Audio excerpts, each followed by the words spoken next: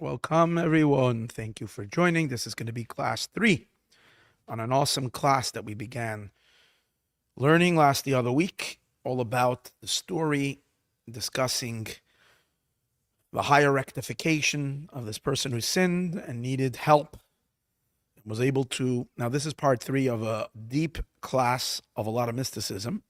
So if you didn't listen class number 1 and class number 2, don't even try to listen.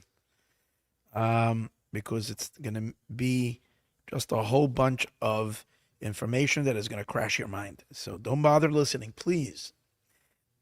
This class is intended for those who listen to class 1 and class 2, and now we're up to class 3.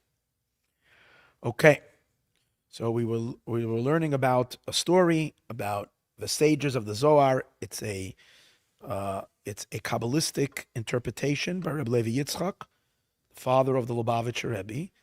Rabbi Yitzchak, who interprets a passage of the Zohar in a very phenomenal, crazy, mystical way, but he shows us how every little word of the Zohar is so perfect and what the deeper meaning is, and it has tremendous lessons and light, and it's very powerful. So the story, just to review quickly, so that we can catch on where we were holding, was that the sages were traveling. On the way, they met this person traveling to a certain town. One of the sages said, I can tell that this guy's a sinner on his face. He had a mark on his face. The other one of the sages said, nah, maybe he just had it as a birthmark when he was young, or maybe it happened when he was a child. And the other sage said, no, I can tell on his face that he sinned. Then they called the guy over and he asked him, what is the mark on your face? And he immediately admitted that he had sinned and he had relations with his sister. He told the whole story. Traveled. He was in a hotel, and they drank wine, and then he was with her all night long. And then in the morning, he got into a brawl because there was a fight taking place in the lobby, and he tried to break up the fight. And meanwhile, the two people that were fighting gave him a beating, and in their beating, from both sides, they hit him in the head, and that's since then he has a mark. But he was crying, and he said, please don't hurt me so much. You're asking me what this mark is. He understood that these great rabbis understood that this mark was not just a physical mark, but it was a physical mark that was depicting a spiritual injury, a deeper injury of his soul, a wound of his soul. And he said, yeah, he understood. He understood also that, as we learned in the whole piece over here, that the reason why this fight broke out and the reason why he got caught in the middle of this fight and he got injured wasn't just a random thing that happened in the morning in the lobby, but it was connected to his sin. All this we discussed in the last class, what these connections are, why it happened in the hotel, why it happened in this particular city, why Reb Abi was the one who met him, these two sages, why particular them. All of this we discussed in the earlier classes. In the end, he basically described how there was a doctor there, that this doctor tried to administer spiritual first aid, which he explained to mean that he gave him a way of doing tshuva, and he did the tshuva, but still he looks on the mirror always and he keeps on seeing his mark, and he realizes that his tshuva was not complete. And therefore, he says, every day I cry and I wash my face with the tears, and I try to remove the sin, and I can't remove the sin. So the rabbi said to him, Rabbi said to him, it seems like God has held you back from the full tshuva, from the full repentance, but he gave him a verse to say, and he said, repeated that verse 3 times, which the verse says, Hashem removes sar avenecha, Hashem will remove your sin, v'chatascha tchaper, and your mistakes that you've made will be atoned for. He told him to say it 3 times, and when he said it 3 times, his face was healed, his blemish went away. So he said to him, the Zohar continues, so that's where Rabbi said to him, no, you see that God definitely accepted you to do tshuva, do repentance. The person immediately makes a promise that he's going to learn Torah day and night.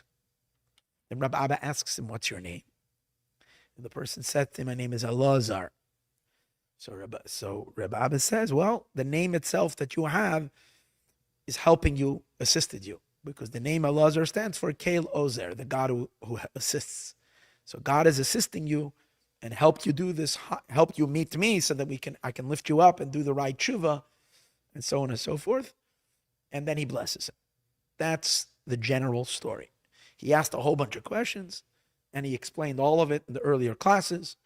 We were holding right now, based on, I'm just going to give the main point, was that the first rabbi, because the question was, he met Rab Samlai. Rab Samlai gave him administered first aid, but if he was a spiritual healer, why couldn't he heal him? Why did he only give him the first aid? So he explained that when this person sinned, the sin affected three levels. It affected, since he sinned with his sister, Kabbalistically, it affected the level of Malchut, which is where women in general are all related to Malchut. Particularly, the relationship of brother and sister denotes the connection between the masculine sefirot above and the female sefirot, which are called brother and sister, because they're both children of the supernal father and mother, which are wisdom and understanding, Chachma and Bina. So they're sisters. So when a man has relations with his sister, he brings a big blemish in the level of Malchut. So that was one place that there was an injury. Other place that there was an injury was in his own masculinity, in his own yesod, and that he also needed a tikkun. Now this doctor, the first doctor that they met, according to Rabbi Levi Yitzchak's interpretation, Reb Samlai, was able to clean and give him the remedy to fix the injury on these two levels, on the level of a malchut and on the level of yesod. And that is because Reb Samlai's neshama, his soul, was plugged into yesod, and as he proves from all the various different ideas that we discussed in the earlier classes, and therefore he was able to help this person have his remedy from yesod and downward, which would mean yesod and malchut. However, the injury was reached much higher. That's why he got a blemish, a mark on his head, because he sinned. He explained, and I'm not going to get into it why now. The injury reaches into dat, which das means knowledge, which is part of the intellectual features of a person. It reaches all the way up into his head, and on a much higher supernal level. And over there, Reb Samlai did not have jurisdiction. Reb Samlai did not have access to such a high level to be able to give this person a tikkun. For that, he needed to meet Reb Abba. And Reb Abba, who is a greater sage, in the sense that he's plugged into a higher place, because as he explains, Abba, the name Abba, Reb Abba, was his energy came from the level of Bina, and Bina is above that. And from there is where he was able to give this guy a tikkun for this sin. And that's why he told him to say particularly this verse, V'sar avanecha, and he say it 3 times, because he was doing a tikkun in the das, and in the last, remember, I'm purposely not giving a long explanation of this, because there's no way I can explain all of this on one foot. You have to listen. You have to listen to 6-7 hours of study to have an appreciation of this. So it's a shame. I mean, it's a shame to try to do it in a minute. It won't make any sense. But I'm just helping remind those who are with us, just a quick reminder. He explained how brother and sister are both rooted in dat, because dat is where the intellect divides and becomes the source of the emotions, which is the right side is male and the left side is female. So really that's the dat, the 2 crowns. One crown goes to the Ze'er Anpin, to the masculine Sefirot, and one crown goes to Malchus. So being that he sinned in brother and sister, he sinned in the das. That's why one of the words that is related to das is the word sar. Sar, samach reish, is 260. It has 2 times 130. 260 is 2 times, 260 is actually 10 times God's name, 10 times Shem Havaya, because dat, the attribute of das is so, as we spoke last week, it's Grand Central Station. All the sefirot flow into das. Das is because the das receives from the mochin, the chachma, the bina, and the das. And then the das also is the root of all the emotions. So they all plug into that. It's very interesting. One of the last years, the Rebbe speaks in Tafshin Nun Beis, when the Rebbe was talking on Erev Rosh Hashanah. The Rebbe is saying that today's Erev Rosh Hashanah was the birthday of the Tzemach Tzedek, whose name is the name of Mashiach. The Rebbe is emphasizing Menachem Mendel is the name of Mashiach, and the Rebbe says that Tzemach Tzedek is the one Rebbe who includes all the Chabad Rebbeim, before him and after him. And the Rebbe says because he's das. The Alter Rebbe is Chachma, the Middle Rebbe is Bina, and Tzemach Tzedek is Das, and Das includes the Mochin, and it also includes the emotions and Malchut that all come from it. So everybody is included in the Tzemach Tzedek. Same idea that he says over here, that the word Sar, which is related to the sphera, the attribute of Dat, and Moshe, where do we find the word Sar? It says by Moshe, by the burning bush, Vayara Hashem ki Sar lirois. Hashem saw that Moshe is turning his attention, he's focusing, he wants to fix he wants to know, he's curious about the burning bush. He's fully engaging. The word it says over there, because Moshe is also another neshama, a soul that is the root soul of Das. And he provides the Das to all the Jewish people, the knowledge, all of Israel. He's the shepherd of Das, shepherd of faith, because he brings the Das, as discussed in other places. For that reason, Sar, in addition to it being 10 times Yud Kei Vav Kei, it's also 2 times 130, which represent the two energies that flow from Das into the male and female line. That's the 2 Itrin, and Das are 2 Itrin, are 2 crowns related to the crowns of Shavuos also, Nasav and Ishma. It's related to these 2 crowns that are rooted in this level of Das. And that's why, in order to fix the blemish of Das, Reb Abba, who is above Das, who is Bina, is the one who tells this man to say this verse, now, he explained how earlier that he gave a very interesting connection of how we find this type of purification. I'm just going over the last few points we learned. That this type of purification from Bina is from so I forgot to mention. This is all related to what it says in Tanya, that there's 2 levels, which is based on the Zohar, that there's 2 levels of tshuva. There's the lower tshuva and there is the higher tshuva.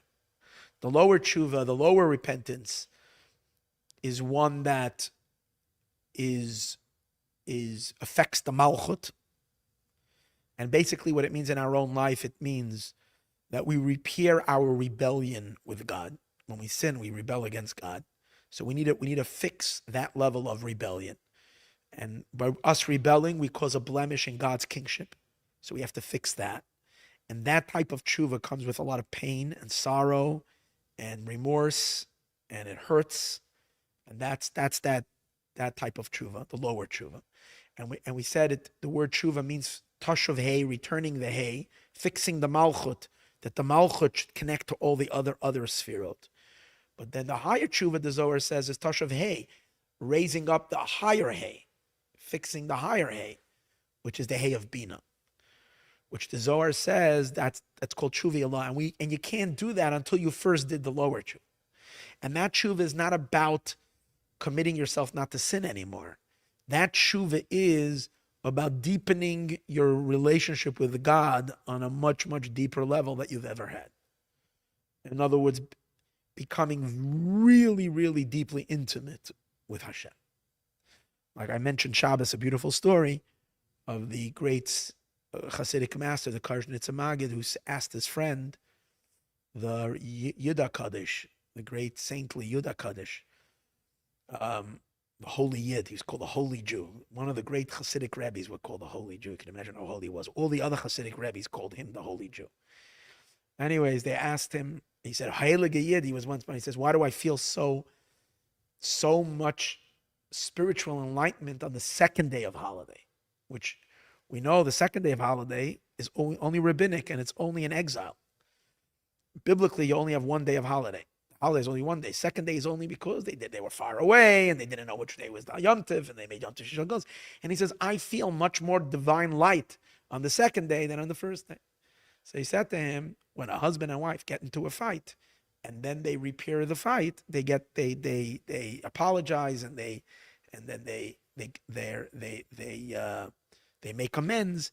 Then their bond and their love for each other becomes so much deeper than it was before. So basically, he was saying that because of the exile, because of the breakage of the relationship, since this is a holiday that is associated with the distancing of a Jew from God, the distancing of the soul from Hashem. It's related to the second day. That's the reason why the love is so much deeper, and it fits with the concept that a Baal Tshuva, a penitent, reaches higher than the tzaddik. And that's the whole concept of the higher tshuva. The higher tshuva is that once you felt you were so far away, now you don't want to leave go of God, and you want to connect him and cleave to him and bond with him with a thirst that you've never had before, and that's the deeper tshuva, which is primarily accomplished through Torah study. Now, this person who was given this remedy to fix up, before he met Rabbi Abba, he had no access to that very high level.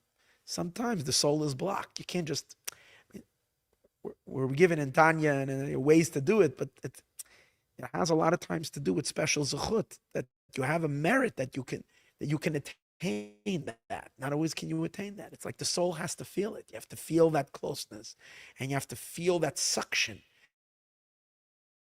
and feel that God is pulling you into that love. So, and that's why this class is called the higher rectification, because there are times that, you can't, you can do what you can do. That has to do with the level of one's neshama, one level of one's soul. Sometimes you need a tzaddik to boost your soul, to a higher level of tshuva, to a much higher level of tshuva. Once I'm talking about the Kazhnitz Magid and I'm talking about rectification of a soul, I'll share with you another story, which is great.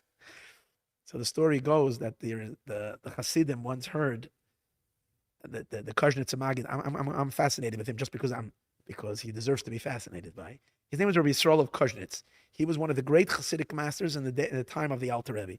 He was a student of the Mizritcha Magid, but primarily a student of Rabbi Lamelech of Lezansk. And he was the father of the Rebbes of Poland. He was Polish Hasidism is rooted in three great pillars, and one of them is the Kazhnitz Magid.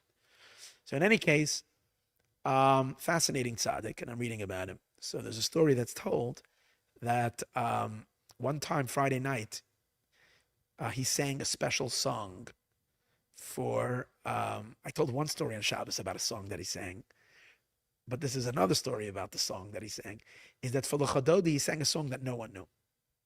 A tune that no one knew, and it was surprising because they usually knew the songs that the tzaddik would sing, and the people would join along, and it was very joyous. But here he was singing himself. No one knew the song, and people were surprised. Why is he singing this song? So later, his gabbai, his shamus, his attendant, told the Hasidim what happened. He said, "You have no idea. It was a frightening story." He said, "During the week, I was sleeping. He's in attendance. He's sleeping in the next room from where the rabbi, just in case the rabbi calls him, he needs something. So he used to sleep in the next room. And one time he hears that a voice in the other room talking to the Kazhnitz Magid. And he basically hears crying and whimpering and crying. And he hears the Rebbe say, "So what do you want?" And he hears this voice basically saying that I messed up in this world, and this is a deceased person. This was a soul that was coming to seek rectification. And he's basically describing how he's being chased by the angels of the demonic angels that beat him and beat him and beat him, and he has no relief, and he suffers enormously. And he's coming to the Kazhnitz Magid begging that the Rebbe should help him. So the Kazhnitz Magid asked him, what did you do? What was your sin? I think if I remember correctly, he said to him. So he said what he did. And in the story, it doesn't relate. It doesn't say what it was, but he said certain sins. I don't know what. So the Rebbe said to him, "Leave, you impure one. Leave. Get out of here. Leave me. Leave me." He starts yelling at him. "Leave my room. Go." This soul wasn't easy to chase out. And he said, Rebbe, he says, "Why am I less than anybody else?" He says, No, this is what it was. He said, "I was a musician." That's what he was. He said, "I was all my life, I was a musician. I played music. And I was part of a band." Now, band, sometimes, not to say anything bad about musicians, but they have possibilities for sin sometimes more than other people. Simply because they're up late nights, they're by parties, and they get invited to all kinds of parties. Sometimes the party people drink by parties, like in our story, and they're there, and things can happen. They're people that hang out by parties all the time. So basically, this guy was a sinner, and that's what he says. So the Karjnitzer told him, "Get out, you impure one," and he didn't want to hear from him. So he says to the Rebbe, Rebbe, he says, I played by your wedding.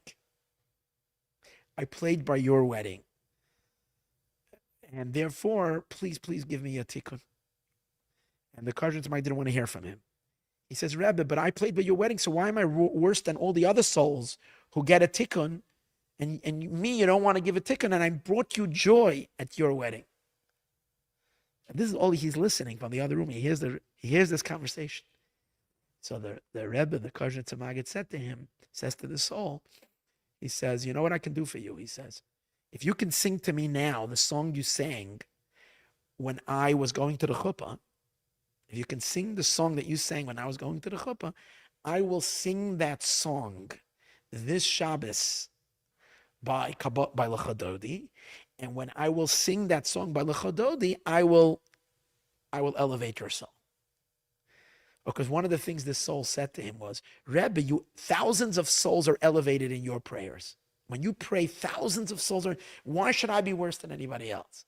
So then he said to him, okay, sing to me the song you sang. Remind me the song. I will sing it by Shabbos davening, and I'll elevate your soul.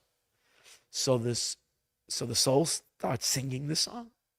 It reminded the Rebbe the song. So the Karjnitzer will listen to the song.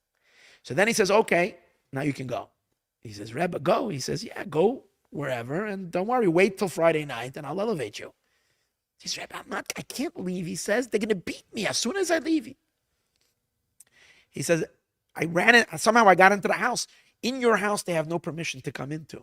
The angels of this. But anywhere else I go, they chase me, and they beat me, and I can't. He said, Rebbe, please. So he says, okay, don't worry, I'll send someone to protect you. So he calls the shamus. He called the attendant in, and he said, "Here,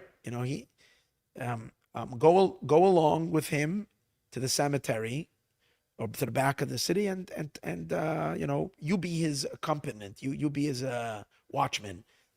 And it didn't seem like he meant the whole time. Just walk him out of the city, so he should be safe. So the guy says, "I'm terrified." He tells the Rebbe, "I want to go walk with the spirit." So the Rebbe handed him a stick, and he said, "Here." So he took the Karjnitzer Maggid's holy staff. As soon as he took the stick, all fear left him. And he walked with him, and he went, and I think he told him to say something when he's there, to say something, and that would be a protection for him. So this attendant said, and so if you want to know why the Rebbe sang a different song this Friday night, I said, I know the backstory. It was a song that he was doing to lift this particular neshama, who did him a favor and sang. So this, and by the way, it's a good thing to do good things for a tzaddik, because it could come in handy on a rainy day. It can come in handy in a rainy day. So back to what I was saying over here is that the kapara came from a very high place. It came from, so he brought over here that's Bina is where the higher tshuva is in Bina, which is where Reb Samloi could not reach, but Reb Abba was able to reach because Reb Abba stole this from Bina. And remember, we learned that mikvah is, the numeric value is, mikvah is 151, which is the name associated with Bina. I'm not going to go through it to know why it's associated with Bina. The name of 151, you're going to have to look at last week's class. And also the amount of water that's in a mikvah is 960 lug, which is the exact gematria of the word sar techaper, which are the two main words of the atonement that he told this guy to do. And then we learned that the whole phrase was the gematria of the word shvarim 3 times, which shvarim is all the gevurais, all the powers of judgment that are sweetened in Bina. So we learned. We were learning all of this in last week. Question we learned, the last thing we left off was, why did he tell him? Why did he recommend to him that he should? Why did he have to say the verse 3 times? So we were learning in last class that the Zohar says, and it says it also in Tanya, that when a person sins, it creates a blemish, a scar in the soul. If you do the sin twice, the scar goes deeper. If you do the sin 3 times, it goes through and through, from one side of the soul to the other side of the soul. So, and therefore the Alter Rebbe then recommends that if you did an Avera more than once, how many times should you sin for how many fasts do you have to do? We discussed it in last class. You should fast as if you did one sin a lot of times, and you decide it's time to rectify, try to take care of your spiritual state, one should fast the prescribed fasts multiple of 3 times. That's what the Alter Rebbe says, based on this concept that the scar. So he says that's why he made him say this verse 3 times to help him have the kapara. Plus he added, and he said it could be that he actually engaged in this. He cohabited with his sister 3 times that night. So it was not only that, that 3 is a blemish through and through, but that's what actually happened. Then he goes ahead and he says like this. We also find, let me go back a little, just 2-3 lines to this, which we actually learned just these next few lines, but I'm going to do it now again, so then it will flow better where we're holding. So this is the place where we're holding the idea that we're completing the thought of why he gave him this rectification, saying this particular verse and saying it 3 times. So let's see. Gamal derech shematzinu. It's also similar to what it says. Bavaras dam kesem de nida. When one removes the blood of nida. So we discussed that the Gemara says that a woman who menstruates, so the blood is impure. Okay. Now, if you're not sure if the blood was impure or not, or maybe it's not even blood from a woman, you don't even know, blood was found, it could have been from something else. So then the Gemara says that you test it. You take 7 different types of soap, and these were like natural forms of soap that they used to use, or detergents, 7 different detergents, and you and with each of these detergents you do 3 scrubs. And if it's the blood of the nida, then it's going to come off. If it doesn't come off, it could be a stain from something else, and it's okay. But what do you see? That to remove the stain of the blood requires, which the blood of the nida is an impurity. It requires 3. What you do is, with each detergent, you scrub 3 times. So you see that even in practical halacha, not just in a spiritual purification, there is like 3 times the series of fasts, but even in practical physical halacha, it comes down that in order to remove a stain that brings impurity, requires 3 times scrubbing. You need to rub it 3 times. Now take a look. It's unbelievable. The word the sages use is kaskes. He's going to find the deepest meaning of what it means kaskes, which means scrub. That too is all part of it. Watch this. It's mind blowing. And we're going to come back to that in a moment to address the impurity and to removing the stain 3 times. We're going to get back to that in a moment. But he's going to give first another explanation why 3 times. Since we are activating the higher tshuva, we are drawing down light from Bina. This is drawing forth the power of the higher tshuva, which comes from Bina. Like we said earlier. Ubina, and Bina is the 3rd sphere. Now we're used to thinking that Bina is the 2nd sphere, because we say Chachma, Bina second. However, we know there's 2 traditions in Kabbalah. One tradition in Kabbalah is that we count Chabad Chagas Nehim, that the 10 spheros start with Chabad. But there is another system of Kabbalah which is when we just say a more ancient system, a more original system, where you count kachab. You don't count das. Das is not you, and instead of das, you count keter, the crown, and then you go keser chachma bina. And these are two methods, and obviously there's a reason why in one system we count the keter, and in one system we don't count keser, and instead das comes and takes its place. So if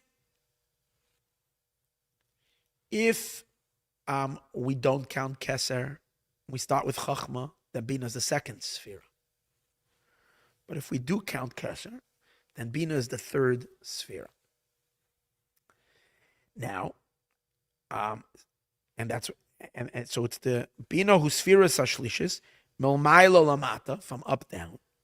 V'koileles kol hagimel rishonos.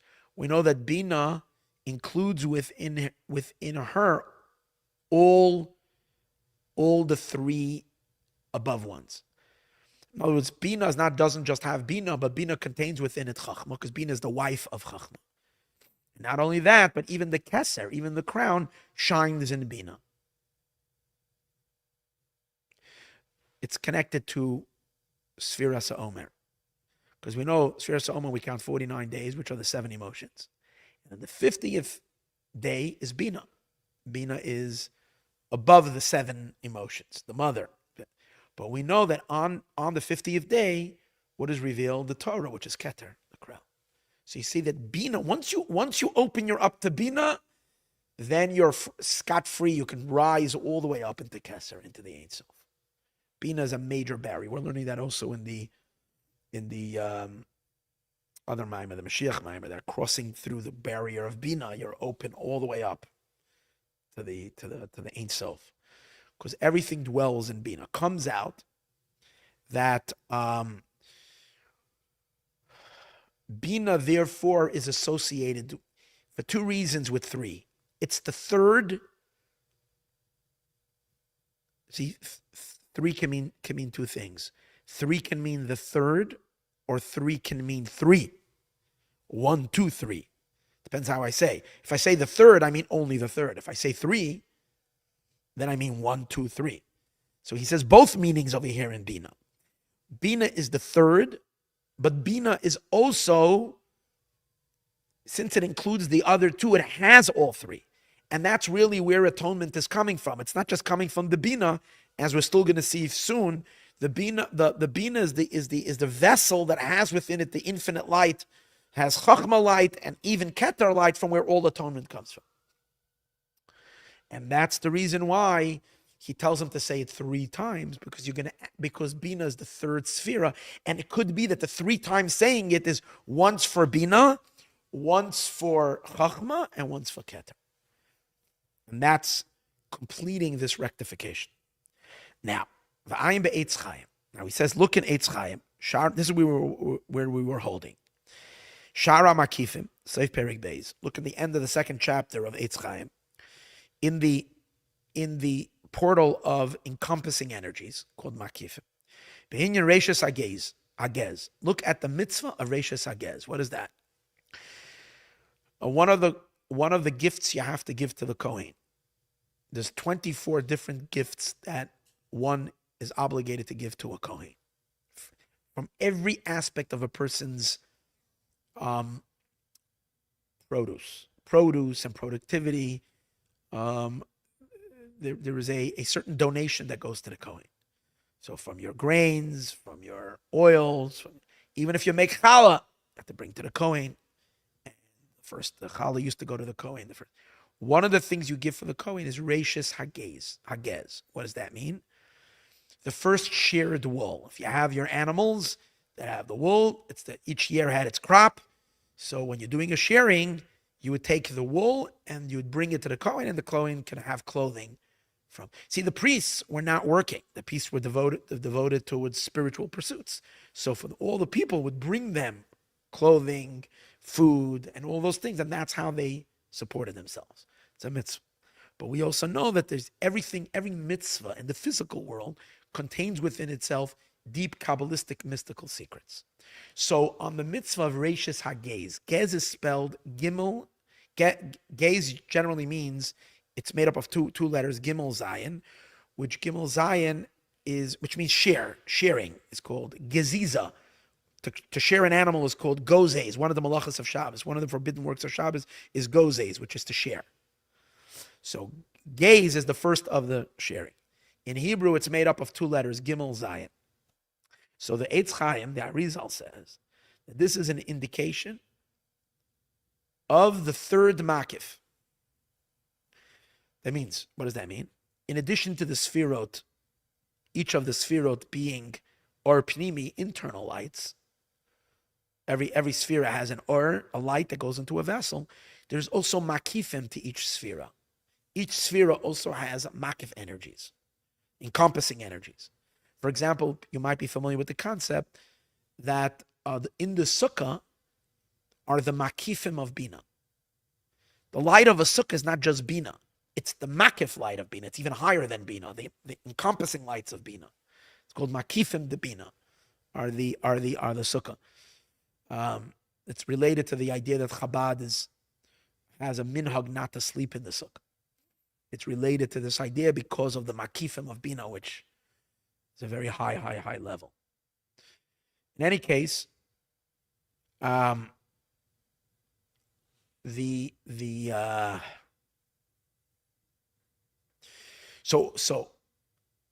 Arizal says, what does it have to do with Gimel Zayin? So watch this. There's a phenomenal system of gematria, which is called the Atbach system. How does the Atbach system work? Is that the letters pair up, each group of 10 letters of the Hebrew alphabet pair up, the first and the last on the row go for a dance together. Okay? So imagine you have lined up 10 letters, Aleph, Beis, Gimel, Dal, they're all in a straight line. So then the Aleph leaves the line, the Tes leaves the line. And the Aleph and the Tes, not the first 10 letters, the first 9 letters. The single 10 is already, Yud is already double digits. The first single digits. And then from Yud also, it also forms a pairs. It forms the way it works like this. The Aleph and the Tes. You might be familiar with a similar system called the Atbash system. The Atbash system is the first letter of the Aleph Beis pairs with the last letter of the Aleph Beis. Aleph Taf, Beis Shin. That's when we're looking at all the Aleph Beis as one unit. But there's another system where you look at single digits, and they are a category on its own. And in them itself, the first letter and the last letter, they pair up. And basically, all the pairs are gonna equal 10. Aleph and Tes get together, and they're 10. Beis and Ches get together, and it's 10. Gimel and Zayin get together, and it's 10. And so on and so forth. Vav and Dalet. That's the unifications on this Atbach. The only one who doesn't have a partner is the Hey. The Hey remains without a partner. Okay? The Atbach system, Aleph Tes. Now, it's not just playing with gematria, it's playing with numbers. These are very, very deep cosmic forces in the universe, in the cosmos, that are related to these numbers, to these mathematic numbers. These are not random numbers. So the Arizal is explaining that the Gimel Zayin, the Gimel and the Zayin, which is Gimel is 3 and Zayin is 7. When the Gimel and the Zayin meet together, it's related to Bina.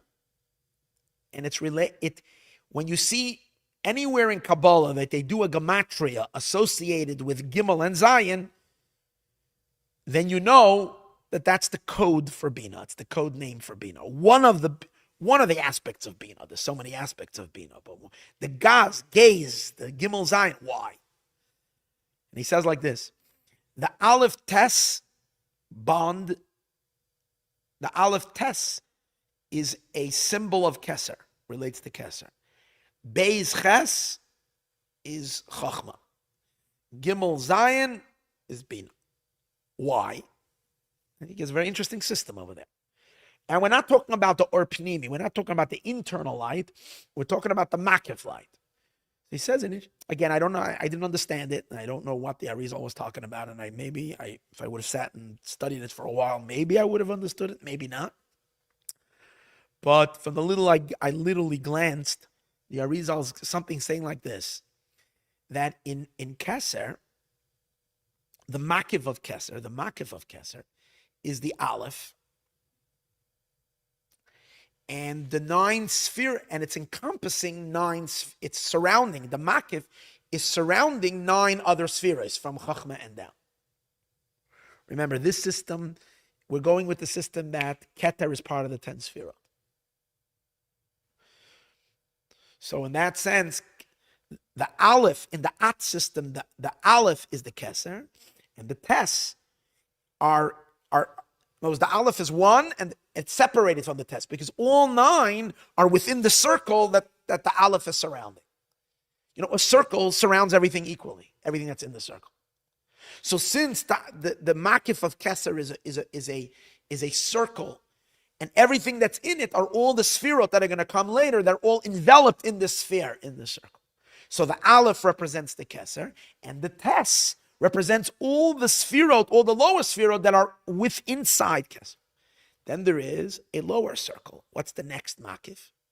The next makif is the makif of Chachma, encompassing energy of Chachma. Now, the encompassing energy of Chachma only encompasses 8 sphirot below it. Because, and it and Keser stand separated, above. Keser is above it. Chachma is the middle circle, is the next circle. So it has Keser above it, and therefore Keser and Chachma are hinted to in the base, which is 2. And beneath it, enveloped and separated from it, meaning things that are lower than this incredible encompassing energy, are 8, Bina and lower. Then we come to a third. Imagine the way I understood it. Again, I didn't do too much research in it, so I'm not even guaranteeing what I'm saying is what he's saying, but this is the way I understood it, is the concept that we have many times in Kabbalah, that there are circles where one circle is inside the other circles. So the outer makifim and then inside makifim. When you get to Bina, which is the third sphere, so she surrounds 7 sphirot beneath her. That's the Zion of the gaze of the Zama of Zion. And the Gimel are representing Bina, Chachma, and Keser that are above. That's the concept. And somehow he connects that's the significance of Reishis HaGaze. Somehow you're tapping, or you're in that mitzvah that you're doing, you're tapping and stimulating and reaching, and you're bringing it to the Kohen, and he explains, I don't know, I didn't do my diligent study on that to tell you what it means, but that's where the Arizal brings this idea that that's the significance of the gaz in the Atbach gaz system. The gaz is Reishis HaGaze, that's where it is. So he's going to take this idea now. And what do you see from here? That Gimel is Bina, which encompasses, it's called Gimel, it encompasses in it the 2 higher spherot above it. Fine. And now he explains. This, that when we're going to remove the stain of the blood, Hu al Yadei, this is absolutely stunning. Hu al Yadei, the Mishnah is talking about how to do laundry. The Mishnah is in the laundry room now, giving us detergents, what to use, a suggestion of what kind of detergents you should use to clean off the stain. If it doesn't work, try this. If this doesn't work, if Tide doesn't work, use something a little stronger. If that doesn't work, get out the bleach. Right? It gives you 7, but the Mishnah tells us exactly what those 7 are. There is spit. There's actually urine. There's like various different things that they used to use them for detergents because they had like what do they call it? They were acidic, and they had the ability to remove. And it's actually very particular what the Mishnah says. How do you produce this and how do you produce that detergent? But it gives you 7 different detergent types of detergent. He's going to give you the kabbalah of that Mishnah, which is so amazing because you realize that there's nothing that the Mishnah can talk about, even cleaning the laundry and getting a stain off, that doesn't have deep, mystical, cosmic significance of the deepest levels of resistance. Because nothing in this world is godless. Everything is based on a divine code. So this is the kabbalah of laundry right now, of cleaning clothing, doing your laundry. So the removal of the kesem is al yedei zayin samamanim. You have to put on it seven of these detergent agents. But the Mishnah says v'tzarich lekaskes gimel pamim lekol echad ve'echad. You need to do 3 rubs, which the Mefarshim say you take it and you rub it like this, one against the other, 3 times, each one. So take a look. 3, 7. So you're tapping this power of Bina, which is the gimel over the 7. The gaze, the gimel and the 7. So there's 3, which is the 3 rubs, the 7. Okay, now watch this. Hainu, what does that mean? And his gaze, the Bina. This is the gimel zayin, this is the 3 and the 7 of Bina. Shahu, which is gimel pamim zayin, which is 3 times 7. Now, stop for 1 second. Put on your seatbelt. 3 times 7 is 21. Remember, in the earlier class, we identified which name of God is most associated with Bina. Which name is directly? We said Bina is the name Eke. We spoke about it on Thursday night on the Kabbalah-thon class. We discussed how the world to come is Bina. Bina is the futuristic world. It's only going to be revealed in the future. Now our reality is based on Malchut. The future world is going to be based on Bina. And that's what Eka means, I will be. And that's the name that God revealed himself to Moshe. When he, by the burning bush, and he said, Eka asher Eka, I will be who I will be. I'm saying Eka, just to make you all know that it's not a K sound, it's really a Y sound, a Y sound, but we're not allowed to say God's name. Okay. How do you spell Eka? Eka is spelled Aleph Yud Hey. No, I'm sorry. Aleph Hey Yud Hey. Aleph Hey Yud Hey. Aleph Hey Yud Hey is 21. So Bina is 21. So when you're scrubbing the stain off, you're going to Bina. That's why you got to do seven different detergents 3 times each, because you got to get 21 scrubs. Because you're tapping the energy of Eka. Who would have ever thought that when you're scrubbing laundry in your laundry, trying to get off a stain, you're hitting on the cosmic energy from where stains are removed? Didn't we learn that a mikvah, which is also a removal of stain, the mikvah actually is, a nida uses a mikvah to purify herself, but not only a nida, any type of impurity goes into a mikvah. Mikvah is the name Eka, same name, but with the filling. We learned 151 is when you're filling the Eka with whatever, with yuds, and you do the milo, you get 151. We learned that in the last class. But you see that the cleansing of the person and the halacha, what the halacha says, so people think that when you learn halacha, they're being petty.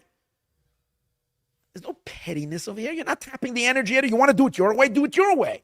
But if you want to do it God's way, based on this deep Kabbalistic, mystical, what I'm just trying to say is that the laws of the Torah are based on cosmic codes that the entire universe is built on. And when you're learning over here, this class, you're getting a tiny little sneak peek into that hidden mystical reality that's behind what might seem like other times like just being a little obsessed of using 7 detergents. Please relax. It's like OCD. No, you got to use your 7 detergents, and each time has to be. And you come to the rabbi, say, I didn't rub it up. Okay, we don't know. How many? 3 each? You sure you counted? Go back home, count it again. Do 3 each. It has to be exactly that, because only when you're doing it that way do you have those numbers, 7 and 3. V'hainu. B'kol echad ma'azayin, each one of the 7, tzarich liyis gimel kiskusim. You need to do 3 times kiskus. What's kiskus? Rub. Now watch this. He's going to find the Bina, watch this, in the detergent itself and in the scrub. Why? It's not only the number of times that you're using it, but the detergents are called samamonim. Samamonim means different agents, different types, which the root of samamonim is the word siman. Siman. Siman a lot of times means a sign. What's the siman? What's the sign? But siman also means, like, by the Seder we have chamish asar simanim, or on Rosh Hashanah we take different types of simanim a siman, but the detergents are also called simanim. You're using different, from the word sam. Sam means a sam can be called some kind of a concoction, a liquid concoction can be called a sam. But the word the Mishnah is using is that you're taking, you have to rub it with 7 samimanim, which in the plural it's samimanim, but in the singular it's a siman. When he says siman, what's the numeric value of siman? Who? Let's do it.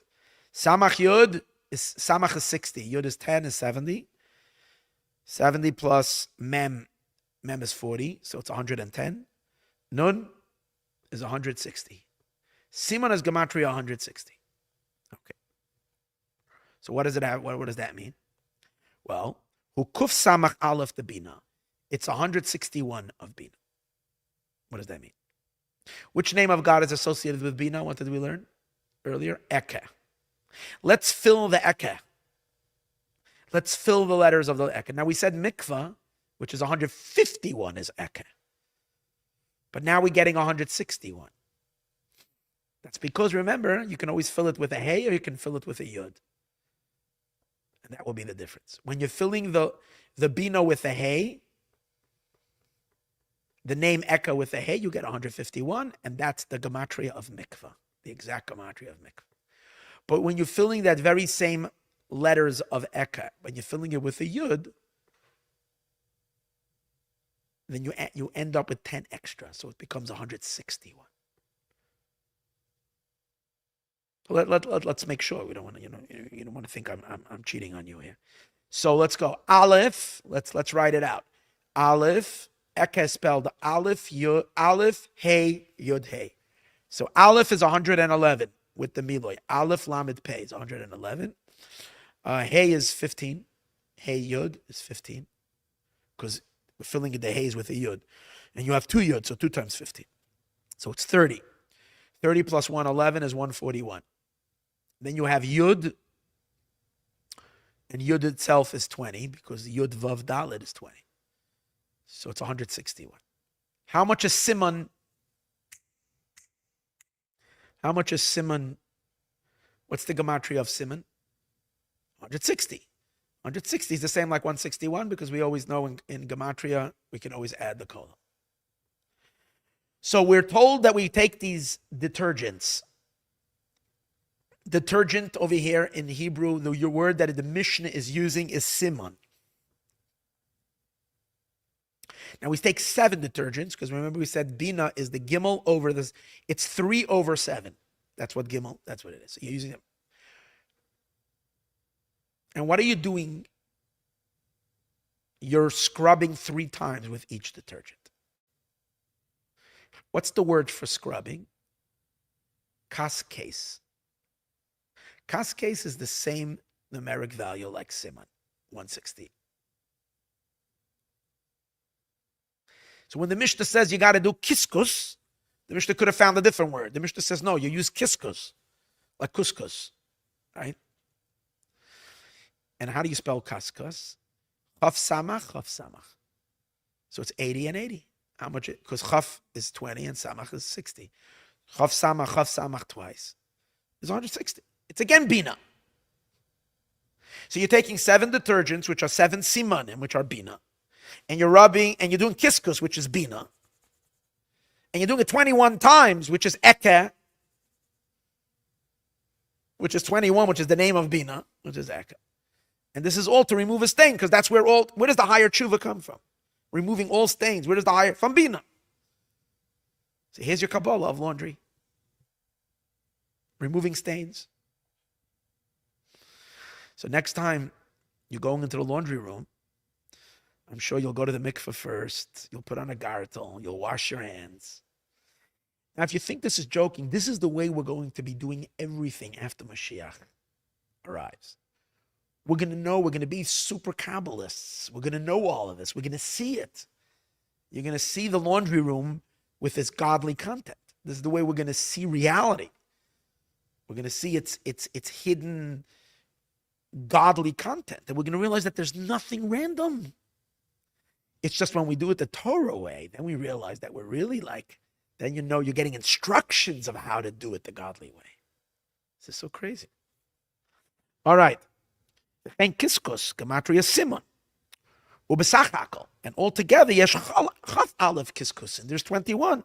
Kemisper shem Eka. Like the name of Eka, the Bina of Bina. Now he says, another time we try to activate this energy is when you want to annul a negative dream. We find the same concept of 7, doing something 7 times, 7, you find the interaction of 3 and 7, a gaze, a gimel zayin exercise, where generally if you have a negative dream, just don't pay attention to it and everything is good. Don't.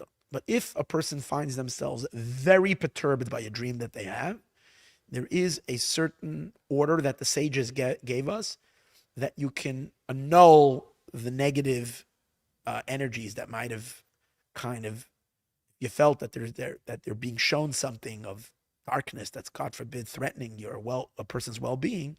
So you can annul it. And the way to do it is you're supposed to take 3 people, try to find friends, people who want the good for you, and you sit them down and you say to them 3 times, I've seen Chalma Tava Chazina, Chalma Tava Chazina, Chalma Tava Chazina, which means a good dream I have seen, a good dream I have seen, a good dream. And that's because you don't want to say you saw a bad dream, because you don't want to say that it's bad. We have to always be very careful, never use the word bad, because when we're saying bad, God forbid, we are evoking badness. The Rebbe never said the word bad out of his mouth. The Rebbe always would say the opposite of good. He never said death out of his mouth. The Rebbe always said the opposite of life. If you ever saw a human being that was, the Rebbe was so careful with every word. He never said the word derogatory. He always said the opposite of praise. It's mind-blowing. You don't see anybody in history talk like the Rebbe. And there's no one who spoke so much. He spoke hours and hours and downloaded hours. So careful. Never to say anything. So careful with the words. So when you nullify, when you come and you present a dream that's not so good, you don't say, God forbid, bad. You say, a good dream I saw, a good dream. You say it 3 times. The people, they respond with a whole long response about how it's a good dream and it's a good dream. There's a certain passage that they respond by, basically proclaiming the 3 form like a court. If there's 3 people together, they form like a court, and they basically declare that it's a good dream, you've seen it, and that kind of, if there's anything that wasn't so good in that dream, it diffuses it. That's the point. So you do it in the order of Atav V'Scham. I looked it up on, and I haven't done this myself. You have to be really bothered by a nightmare or by a dream to do this. But I looked it up now, and you can look it up online. Seder Atav V'Scham. It will give you the order. And you do this 7 times. So you see the same order of 3 and 7. And that's because, again, the nullification of a negative dream also must be from Bina. He doesn't really specify why. What's the connection of dreams with Bina and the nullification of dreams from Bina? But it has to do with the same concept of removing some kind of a negative energy from the level of Bina, just like removing the stain. So it will make sense over here why the sage told this fellow to say this verse, activating the powers of Bina, 3 times. That's why you have to say it 3 times. And then he continues. Now he's going to give a different explanation why 3 times. You see, it's the Rebbe's father is like a fountain. It's not like, okay, you gave a good explanation. Next, go to the next story. No. He's giving you every way of angle. There's so many layers of why he told him to say. We can say another reason. Why you need it 3 times. Who?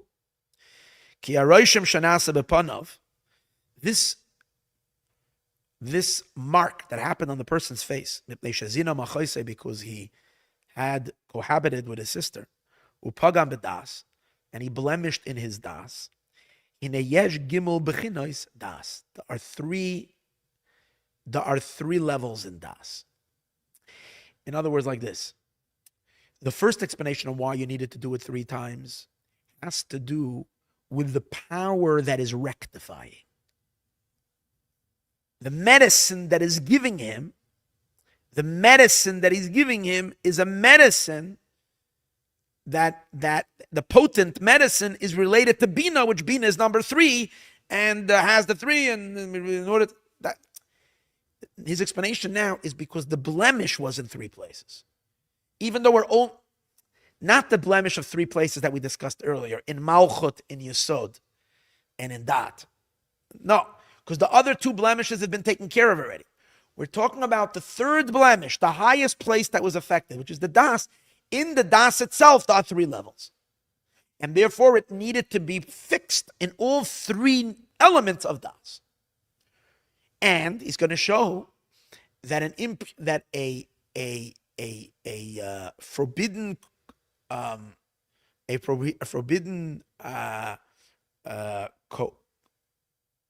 cohabitation, I don't know if there's a word like that, but with particularly with a sister, affects not just Das, but all elements of Das. Why? He says, let's see what the 3 Das is. I'm going to give you, before I read it inside, I'm going to say it outside. He says, Das is always what Das is Das is glue. Das unifies the intellect with the emotions. If a person doesn't have Das, then their intelligence, then without Das, a person is completely what are the word they use for it? It's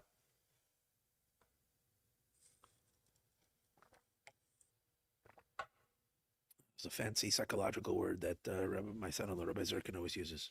I forgot already the word.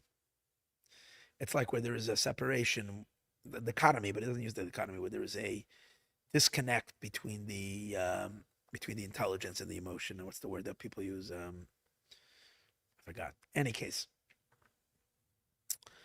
Das is what takes what you know in your mind, you connect to it, and you bring it to your heart. But there's a higher Das also. Das connects the Chachma to the Bina. When you have a Chachma, which is an epiphany, and then Bina means to break it down into details, these are 2 different powers. You need to have a certain presence of being there, the person himself, the soul itself, that can grab the power of innovation, the creative mind, and connect it to the analytical mind. As long as these 2 powers are not bridged together, put it in other words, the Das is the matchmaker. A couple needs a matchmaker. Anytime opposites are coming together, the Das is the one that is, I said, it's the glue, it's the matchmaker, it's the one who brings it connects, it's the connector. Just like we say, Va'adam yadam eschava, man knew his wife, it's connected to her. Connection is through das. So on all levels, the das is the connector. So we say in many places that between Chachma and Bina is das. Even though das is generally counted number 3, Chachma, Bina, das, but really the das has to rise up between the Chachma and the Bina to connect them. Now, it says and he's going to bring a concept from the Arizal, from the Holy Ari, Kabbalist the Ari, in which he explains that if you get more meticulous and more thorough, then you realize that in Chachma itself, there is Chachma, and there is Bina inside Chachma. Just like we say in Sfiras HaOmer, the first week of Sfirat HaOmer, we're busy with our Chesed. But in our Chesed itself, there is the Gevura of the Chesed, and the Teferes of the Chesed, and right? It's nuanced. And in the Gevura, there is the Chesed of the Gevura and the Gevura of the. So in the intelligence, there is the Chachma of the Chachma, and there is the Bina of the Chachma. Comes out. Since in order to connect Chachma and Bina, you need Das. So the first level of Das is what connects the Chachma of Chachma to the Bina of Chachma. That means we're dealing only with Chachma. We're dealing with the father, not yet with the mother. But in the father itself, the mother in the father has to be connected to the father through the Das. To connect the Chachma and Bina in Chachma itself, there is a Das there. That's one Das. There's another Das in the mom's mind, in Bina, in the world of Bina. In the world of Bina, there is also Chachma Sheba Bina, the Chachma in the Bina. What connects the Chachma of the Bina to the Bina of the Bina? The Das. So that's called the Das of the mother of Bina that connects Chachma and Bina in Bina. Then there is the Das in Chachma that connects Chachma and Bina in Chachma. Now there is a third attribute called Das. And in Das itself, there is the Chachma and the Bina of Das, which Das itself has to connect the Chachma and the Bina in the Das itself. So these are the 3 real powers of Das. There is a Das that affects the inside Chachma, there is a Das. There is a Das, a power of knowledge inside the Bina. And there is a power of Das inside Das itself. Now the Arizal says, listen to this, that these 3 levels of Das are called the Das that's inside Chachma is associated with a level of soul called Chaya. The Das that's inside Bina is the Das associated with Neshama. The Das that's inside Das is the Das associated with Ruach. We know there are 5 levels of soul. Nefesh, Ruach, Neshama, Chai, Yechida. So what we're covering right now is the Nefesh is not associated over here. It's not connected to the Das. The Yechida is not connected to the Das, but the 3 middle ones, Ruach, Neshama, and Chaya, are all related to these 3 levels of Das. Now, I don't know if particularly the Das element is the Chaya, the Neshama, the Ruach, or in general we say that Chachma is Chaya and Bina is Neshama, and the 6 emotions, which is the product of the regular Das, the Das, remember we said, is the mother, is the key to the emotions, that's called Ruach. So I'm not sure if what is meant over here, that the Das element of all these things are called Chai, Neshama, or Ruach, or if he means in general. Since we're talking about Das and these levels, this one is related to the Das of the Chaya, This is related to the das, which is called life force, the das of neshama, which is called breath, or the das of ruach, which is called spirit. I'm not sure if it's particularly connected to the das, or it's just because connected to the location of where the das is. I'm not sure, but I would think it's probably connected because he's bringing it here. Probably the Arizal is seeing it in the das itself, but I'm not drawing conclusions without having looked it up in the source and analyzed it. Okay. Now we said that this is now who says when this guy slept with his sister, he affected the three, maybe affected only das. How do we know he affected the das of Chachma and the das of Bina? Maybe it was only in the primary sphere of das itself. Like, just because it's das, it has to be on all three levels of das. It could be, so he says, no, it's openly in the verse. It's stated openly in the Chumash where it says that you're not allowed to sleep with your sister. It says openly these three elements. Why? The Torah says that you're not allowed to, the words of the Torah is that you're not allowed to cohabit with your sister, whether she is bas avicha, whether she is the daughter of your father, whether she's bas imecha, whether she's the daughter of your mother, moledes bayis, whether she's born inside, or moledes chutza, whether she's born outside. So the Zohar interprets this. He brings this all. The Zohar, actually 2 pages after this story, 2 pages in the Zohar further after the story, the Zohar interprets this verse, and he says like this. Why does it mention by sister? Simply, it's because you're not allowed to sleep with your sister, whether she doesn't have to share both parents. It's prohibited because not all incestual relationships are that way. Certain times we only count father, or I don't recall which one right now, but there are certain times where we only counts if it's related through the father or through the mother or something like this. But particularly when it comes to a sister, it doesn't make a difference if they share father or share a mother.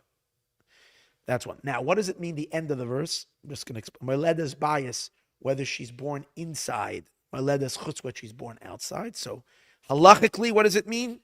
It means whether she's your sister from a legitimate marriage, that your father married a woman she was allowed to marry. And so she's your kosher sister. She was born in a legitimate, out of a legitimate kosher certified union. Or my ledes chutz, she was born to your father married a woman who he's now allowed to keep, that eventually the Beis Din is going to make him kick her out, meaning divorce her. He's not allowed to because he wasn't allowed to marry her to begin with. So, for example, if he was a Kohen, the father was a Kohen, and he married a divorcee. So she, in a sense, is an illegitimate daughter, because she was born from a union where we don't allow the man to continue living with this woman, because he's not allowed to live with a divorcee. So yet, she's still considered, you can't say, well, since she's not a legitimate sister, so then she's a stranger to me. No. She's still your sister. She's still, even if that's the simple halachic interpretation of the words moledes bias, if she's born inside, or moledes chutz, if she's born outside. However, the Zohar says like this. This is talking about the spiritual sources of these blemishes, if you're marrying your sister. The Zohar says she's your sister from your father, Mesitra da Abba, from the side of Chachma. She's your sister from your mother, meaning Mesitra da Ema, from the side of your mother, spiritual mother, supernal mother, which is Bina. And then Moleda's bias means she's born indoors, again means Bina. I don't know why Bina has to be mentioned twice. I'm sure there's some deep secret here. I don't know why. Moleda's chutz, if she's born to the outside, is referring to, the Zohar says, it's referring to you're already stepping out of the intellect, you're stepping out of the indoors of the bias, which is the mochen, and you're going already out towards the emotions, which is the vav. The Zohar says, if she's born from the outside, means she's related to the vav. The vav are the 6 emotions. And the 6 emotions, they're already a product of das. Which das? Das when das is in its own sphere. Remember, there is a das that's part of the intellectual connections. Then there is a das where the das takes the intelligence and connects it to the emotions. That's when das is called a vav, because she's the soul of the 6 emotional spherot.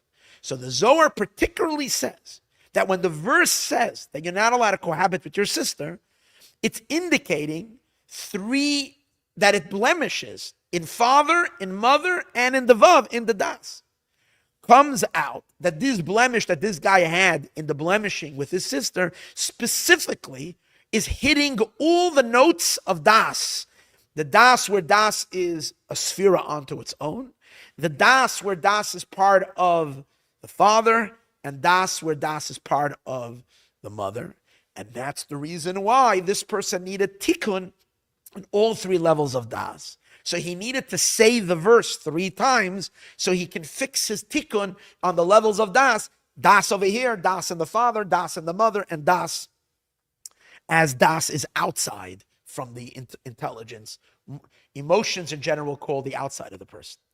Because emotions, when you see someone is emotional, you can see right away. Intellect is inside, is hidden.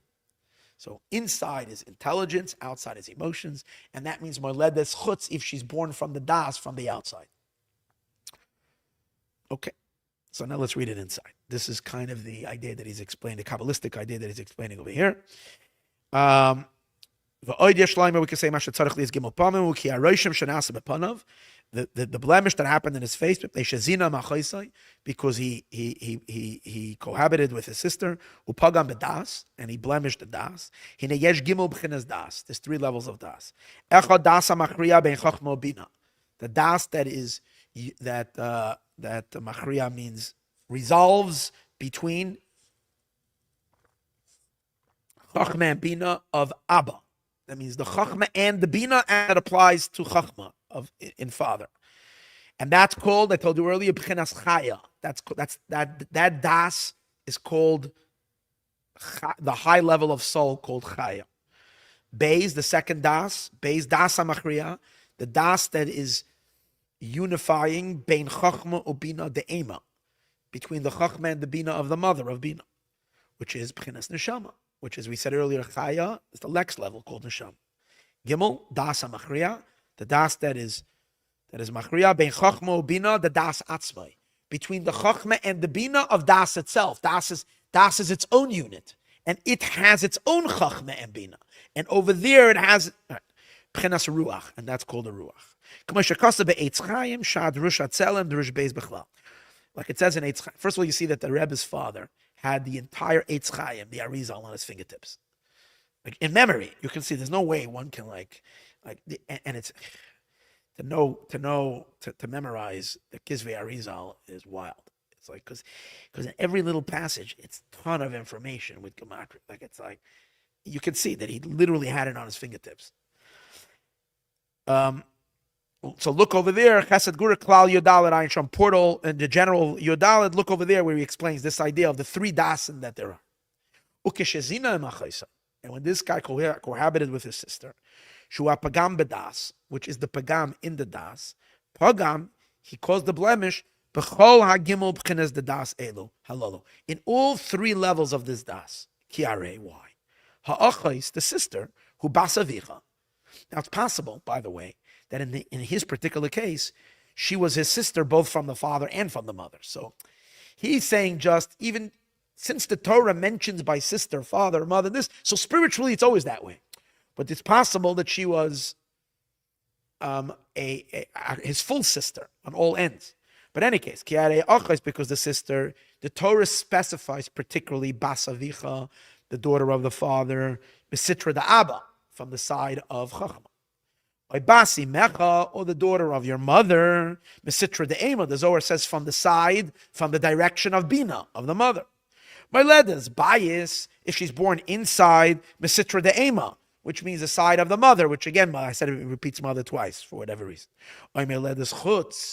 Or born from the outside. So the Zohar says these words, kadnafkis min vav, when she comes out from the vav. What's the vav? The vav is already the das, where das is leaving the intelligence and it's going out to the outside to the emotions.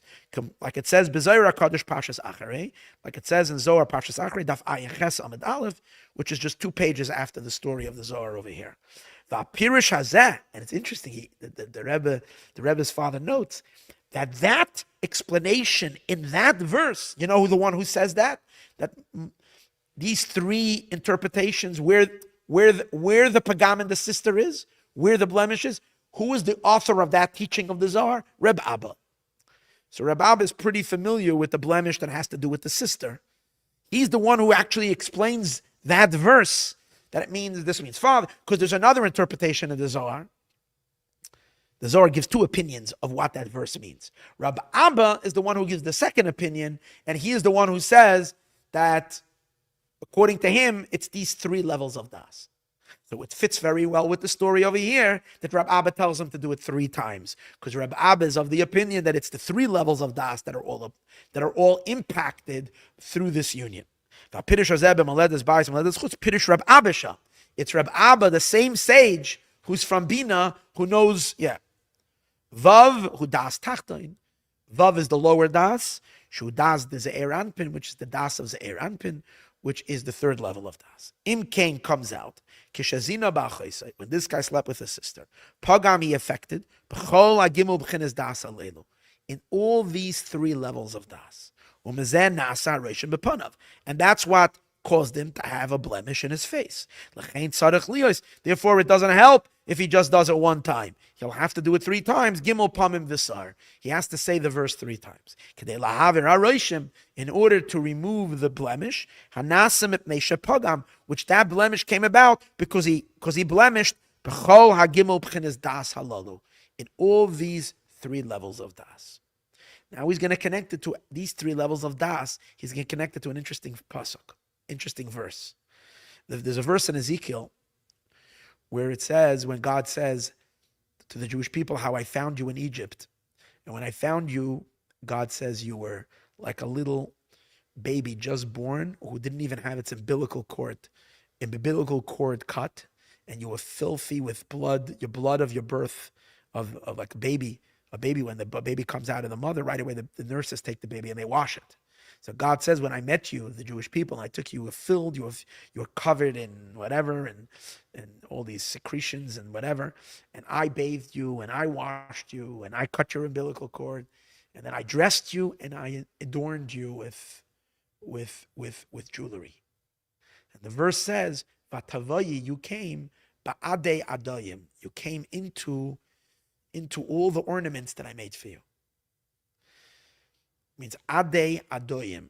That's what the verse says. So it says adei adoyim. Adei means 1 form. So he says the word adei is the same word as da. Da is das. Adei adoyim means 1 das. Adoyim means 2 times das. So basically God says, I lifted you into the das of Chabad. The das that's in Chachma, the das that's in Bina, and I lifted you into the das of das. And as I gave you access, I developed your mochen, I developed you completely. As Hashem gave us the Torah that develops all elements of our mind, spiritual development. And when we went out of Egypt, we had nothing. So adei is 1 times das. Adayim is plural for das. Ad, oisi is da. Ad, ayin dalet is the letters of da. So what does that mean? I brought you into the lower das. We know be'adei adas hatachton, in the lower das, which is b'chinas ruach, the level of ruach. Adayim, habeis deos, the 2 higher deos, the aim of Abba, of mother and father, neshama v'chaya. I lifted you up into neshama and chaya. I developed you on all these levels, God says. Okay. This part that we just learned was the more complicated part. Now it's going to get a little bit more smoother, easier, and this was intense. So now Rabbi says to him, because he spent so much time just on this 3 times visar. I guess that's where the main detergent was. That's where the main scrubbing was. So the Rebbe's father was very busy.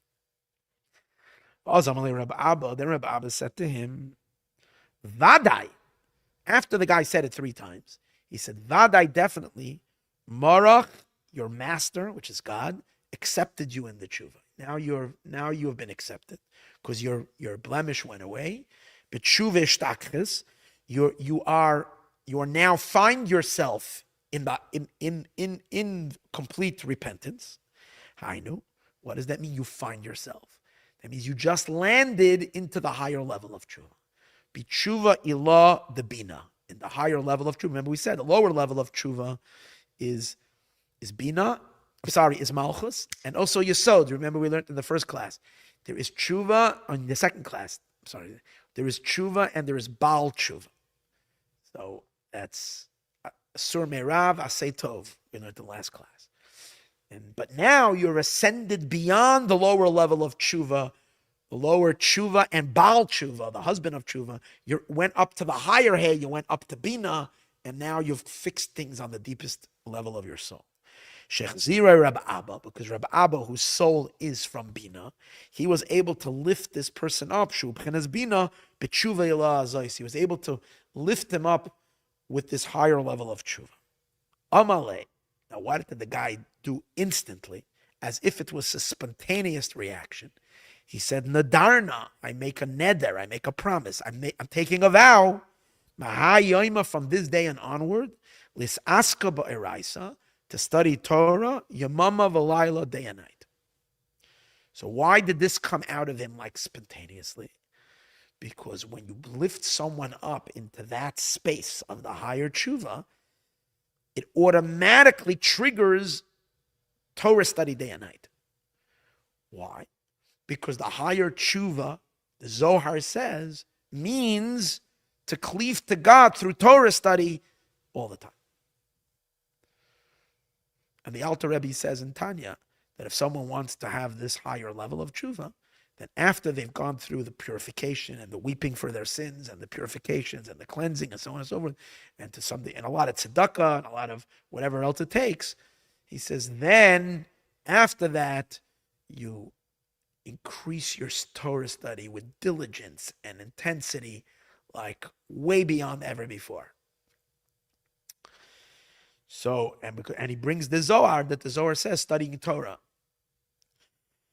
So he explains, Ki tshuva ilah de Bina, because the higher tshuva of Bina, hu b'chinas ha'esek b'Torah, is fulfilled and actualized through learning Torah. Kama shekasa b'Lekutei Torah. Now, where does it say that? In Lekutei Torah, but divrei maschal ma'toivu hanal. If you remember in class number 2, I mentioned a very important discourse of the Alter Rebbe, where he talks about all these 4 levels of tshuva. The lower tshuva and the higher tshuva, and in each one he says there's 2 levels. Because you realize each tshuva is about bringing together a couple. The lower tshuva is bringing malchut. Malchut became separated from the vav, from the 6 emotions. The hey of God's name got separated from the vav.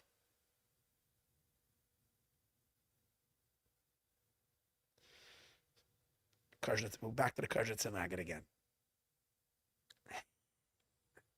The story is so good. It's got to be my 5 best ones. Short, tiny story.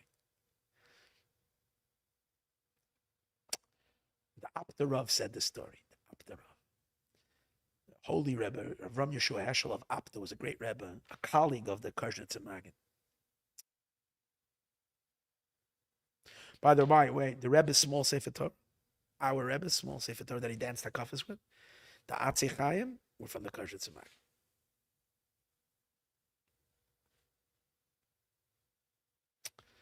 Yeah, it's a crazy story related to it. The brothers of Slovita. I once told you that I want to give a whole class about the brothers, the printing press, the brothers of Slovita. It's a crazy story. But in any case, so the Abda Rav once said that he was by Koznitz and he came back and he was like blown. He said, Kajit Samagid, every night he does, what does he do? He studies Zohar for hours and hours, fine. He says, no, this, das kennen mir euch. This we can also do. But what I'm going to tell you now, das kennen mir nicht. What I'm going to tell you now, we can't do this. That's what he says. Das kennen mir nicht. That's above our pay grade. What's the story? He says a simple villager came to him complaining that his cow is not giving milk. He's relying on the cow for milk, and the cow's not giving milk. So the Karjan Samagit tells this simple villager, he's a farmer. The Karjan Samagit tells him that you should start feeding your cow hay. So the man looks to the Karjan Samagit and he says, hey, I give my cow a much better food. And he explains which food he gives to the cow. He says a Yiddish word for, a Polish word for a very high, the best type of nutrition you can give to cows. He says, I give the cow so-and-so. And you think I'm not feeding my cow? Well, I'm giving it. The Karjan Samagit says, now your cow is a par. But if you're going to give your cow hay, the par is going to become a para. And when she's going to become a para, she's going to give milk. Par is really male. Par is an ox. Para is female. What's the difference in the spelling? Par is peresh. Para is peresh. Hey. He told him to give, he said to him, give him a hay. And he said in Yiddish, give him a hay. Hay was the name of, hay was called hay, whatever. And he says, if you give your cow a hay, that werden von par, para. And a par doesn't give milk. A para gives milk. The guy went back. He doesn't know of the Kabbalistic ideas of what's going on over here. And he gives the par. At the bottom in the book over there, they bring a teaching of the Arizal, which explains how Malchus is full of judgments. When she's the tail, I'm talking about the mimer, the other mimer. When she's the tail when she's the head of the fox, she's called par, because she concentrates all the 280 gevuros of menatzpach, mem nun sadik pei chaf. She concentrates all the gevuros. She's very, very intense. There's a lot of gevura there when she's alone without her husband. Then she's called par. But when you draw her down and you lift her into Atzilus, and she goes into a union with her husband, then she's not called par, she's called para. And that sweetens all the judgments. From being a par, she becomes a para. So what was the Aptarov impressed? Not that I think that the Karjan Samagid knew kabbalah. It's that he to him, similar to like Reb Levi, to him, like he was able to affect by telling him feed him hay, and then you're fixing the hay in the par, and you're doing. It's like this world was perfectly one with the divine realms above. There's no separation at all between the supernal realms. And that physical life on earth, the laundry room, the detergent, is Bina. You realize if you're living in that reality where it's not even symbolizing, he's actually creating it. Par hey, para. Now she's giving milk. Don't give that. I know you think it's much better. They tell you over there that's the best, so you're paying extra for that. Just give simple hay. You give them simple hay, it's going to be a para, and then it's such a good story. I'm quelling from the story. So why am I saying this? Back to where we're going over here. The whole idea of tshuva is to connect the female and the male. In Atzilus, there's two couples. There is the couple of the emotions and malchut, the 6 emotions and malchut, which is the vav and the hay. And there's the higher couple of chachma and bina. When you're doing tshuva, the lower tshuva is to put the lower hay, connecting it to the vav. The higher tshuva is really a form of shalom bayis, making peace between the male and female element of existence. So now, but in both of them, there's two. Each tshuva has two nuances. One is lifting her to him, the other one is drawing him to her.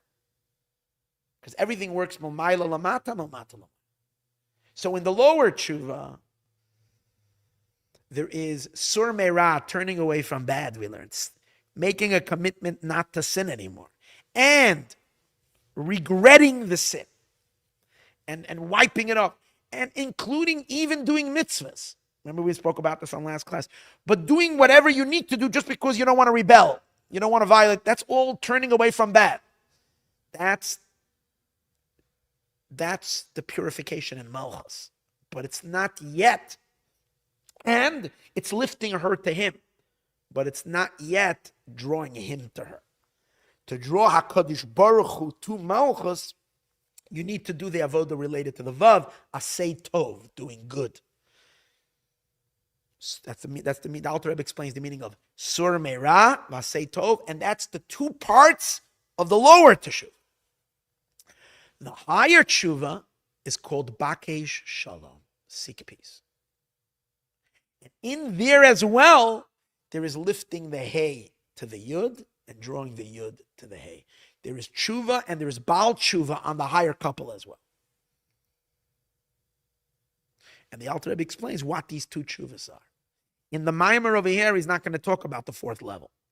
He's just talking about lifting the Bina activation, lifting her up. But, and that's what also there, in that Maimer of Matoivu, the Alter Rebbe explains that diligently doing mitzvahs with love of Hashem, mitzvahs with love, is the higher part of the lower tshuva. But the higher tshuva you only get through Torah study. Because you're dealing with the mochin, you're dealing with intellect. And therefore, Torah is God's intelligence. So only with Torah do you activate that level. That's what he explains over there. And ubigeres hatshuva perek ches. In the portal of tshuva, in Tanya itself, chapter 8, B'shem Reya Mehemna, there he also says it in the name of Reya Mehemna, in the name of the Zohar, which is a tribute to Moshe Rabbeinu. There's a part of the Zohar called Reya Mehemna, the faithful shepherd, Pashas Nasai, where there it says the tshuva ilah, that what is the higher tshuva, the yisasek ba'eraisa, that someone should learn Torah, b'tchilu v'rechimu, with love and fear. The Kutcha Berichu, with tremendous love to God, and tremendous awe in the learning.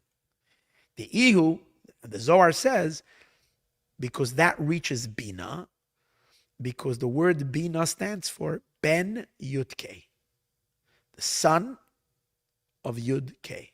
So what does that mean? The Yud and the Hey is Chachma and Bina. It's not enough, however, to have a cold learning, just intellectual learning. Ben Yud-Kei. You need to also have the emotions that are born from the Chachma and the Bina. That means to lift in other words, not just learning, but learning with excitement, with fervor, with drive. Then you have a full experience of Bina, and that's the higher tshuva. That's what the Zohar says. Ben Yudke, which is Bina Ayin Shah. Ubeperek Tes Gamkein. Look in the 9th chapter of Igeres HaTshuva, where he continues to explain this idea of Torah study as a form of tshuva. So that's now we'll understand why spontaneously this guy instantly accepted upon himself to do what? To study Torah. He didn't even ask him. He the moment the spiritual light touched his soul from Bina, it was inevitable that he was going to learn Torah day and night. But he didn't just do that. He made a promise, made a vow. So what's that? Because in Kabbalah it says, in mysticism it says that vows are in Bina. The whole power of a vow is coming from Bina.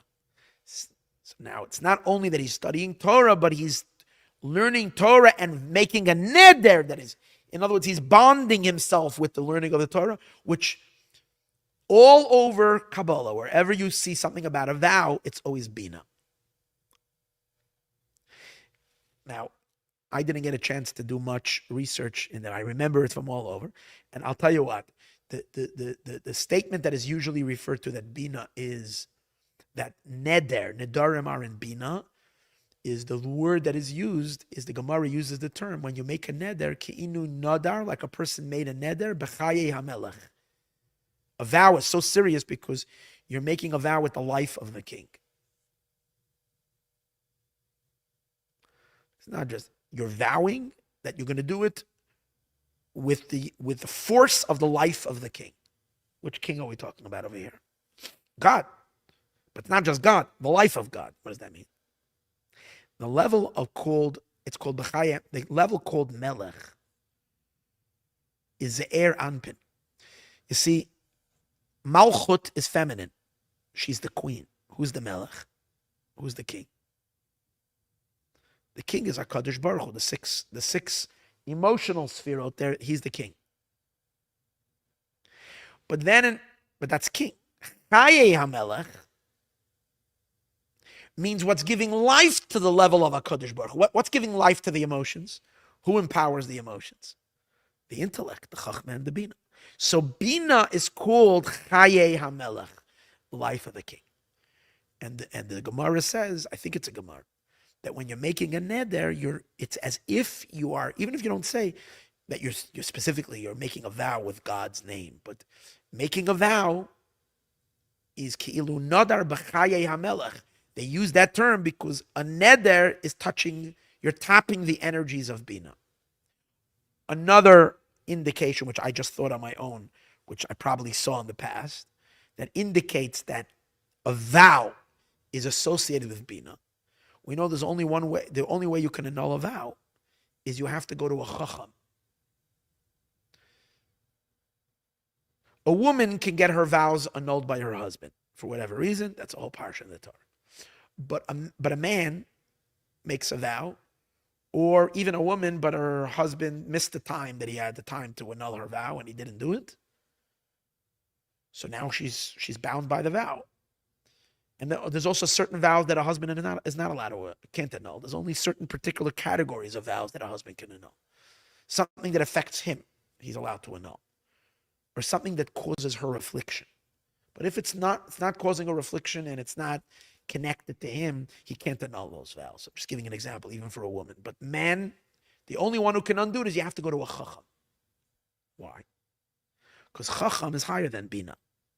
The vow is in Bina. Just like over here, since the pegam was in Das, you have to go to Bina to fix the pegam in Das. If the pegam, if a person has a vow which is in Bina, you have to undo it from Chacham. The Chacham, we use it, the Chacham is matir the neder. He undoes the neder. The Chacham, who's a Chacham? A Chacham who's plugged into Chachma. So from Chachma, you can undo the vow in Bina. So you see from here that Bina is where vows are taken. This person, since he just was invited into the world of Bina, so he immediately did what Bina calls for. He made a vow regarding learning Torah day and night. Shekibel olav beneder nedarna neder hu bebina. Neder is in Bina. Can you do as it is now? V'az then shal Reb Abba. Reb Abba said to him, "What's your name?" Reb Abba said to him, L'shmai, Ma shemecha, what's your name? V'lo mekodem. Reb Abba did not ask him before what his name is. Now we asked, you meet someone, he asks him what's his name all the way at the end of the conversation. Why didn't he ask him right away, what's his name? The answer is amazing. Ki mekodim shoya adayin haroshim. First time he saw him, and he saw he had that ugly mark on his face, which to Reb Abba was very disturbing. Remember, Reb Yossi was able to look away, but Reb Abba just could not. He saw that blemish, it bothered him. Machet from the sin. The fun of that's in his face. Why? Even though he did tshuva, but he didn't yet do the higher tshuva. So on this level where Reb Abba's frequency was, Reb Abba is a man of Bina, so he's judging everything from the world of Bina.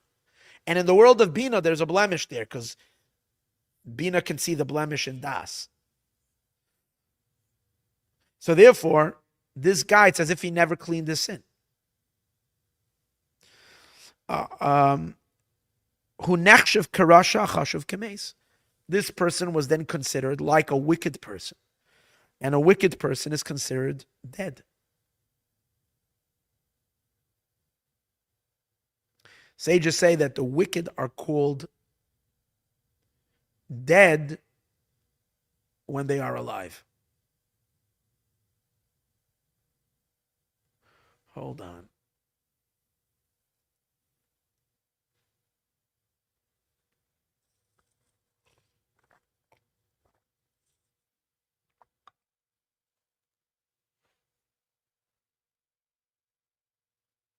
I, for some reason, remember that today in the morning, I was waking up from sleep with the thought that was in my head about a phrase of the sages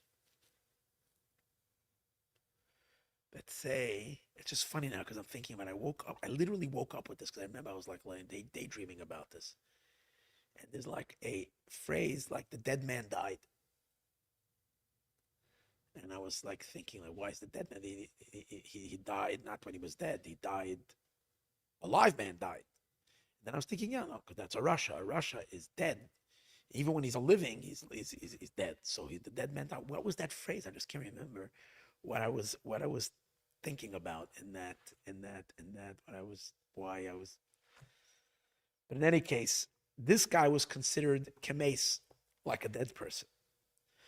Why should he ask him for his name? The guy's a dead man. You don't ask a dead man what your name is. It's like it was nothing. And more than that, it says there's a verse that says the name of the wicked should rot. The Shem Rishon Yirkav. The name of the wicked should rot. That means you're not supposed to mention their names. That's what it means. A tzaddik, you're supposed to mention their name. A righteous person, you're supposed to mention their name. But a wicked person, you're not supposed to mention their name. Virak Shem Rishon Yirkav. Virak Ata. So therefore, he didn't ask him for his name. But now, when the guy was healed, suddenly, this guy's a living person. He came back from the dead. He's a living person. And particularly, his name was refurbished, as we'll see in a minute. Virak Ata. When the blemish was removed from his face, Al Yadei Rab Abba, through the assistance that the sage had given him, and he returned and he did the higher teshuva. V'nod dar lasok b'Torah, and he made a promise to study Torah. Which, what did we say earlier? That a neder is called the life of the king. This is the life of which king? The life of God, of the level called HaKadosh Baruch Hu, the life of HaKadosh Baruch Hu. So when a person makes a neder, you're plugging into Bina, which is the source of life. Makar Chayim, the source of life. So what do you think it did to him? It resurrected him. It gave him, instead of him being dead till now, he sprung to life. Sheneder Chayim. Neder is life. Chayei HaMelech, the life of the king.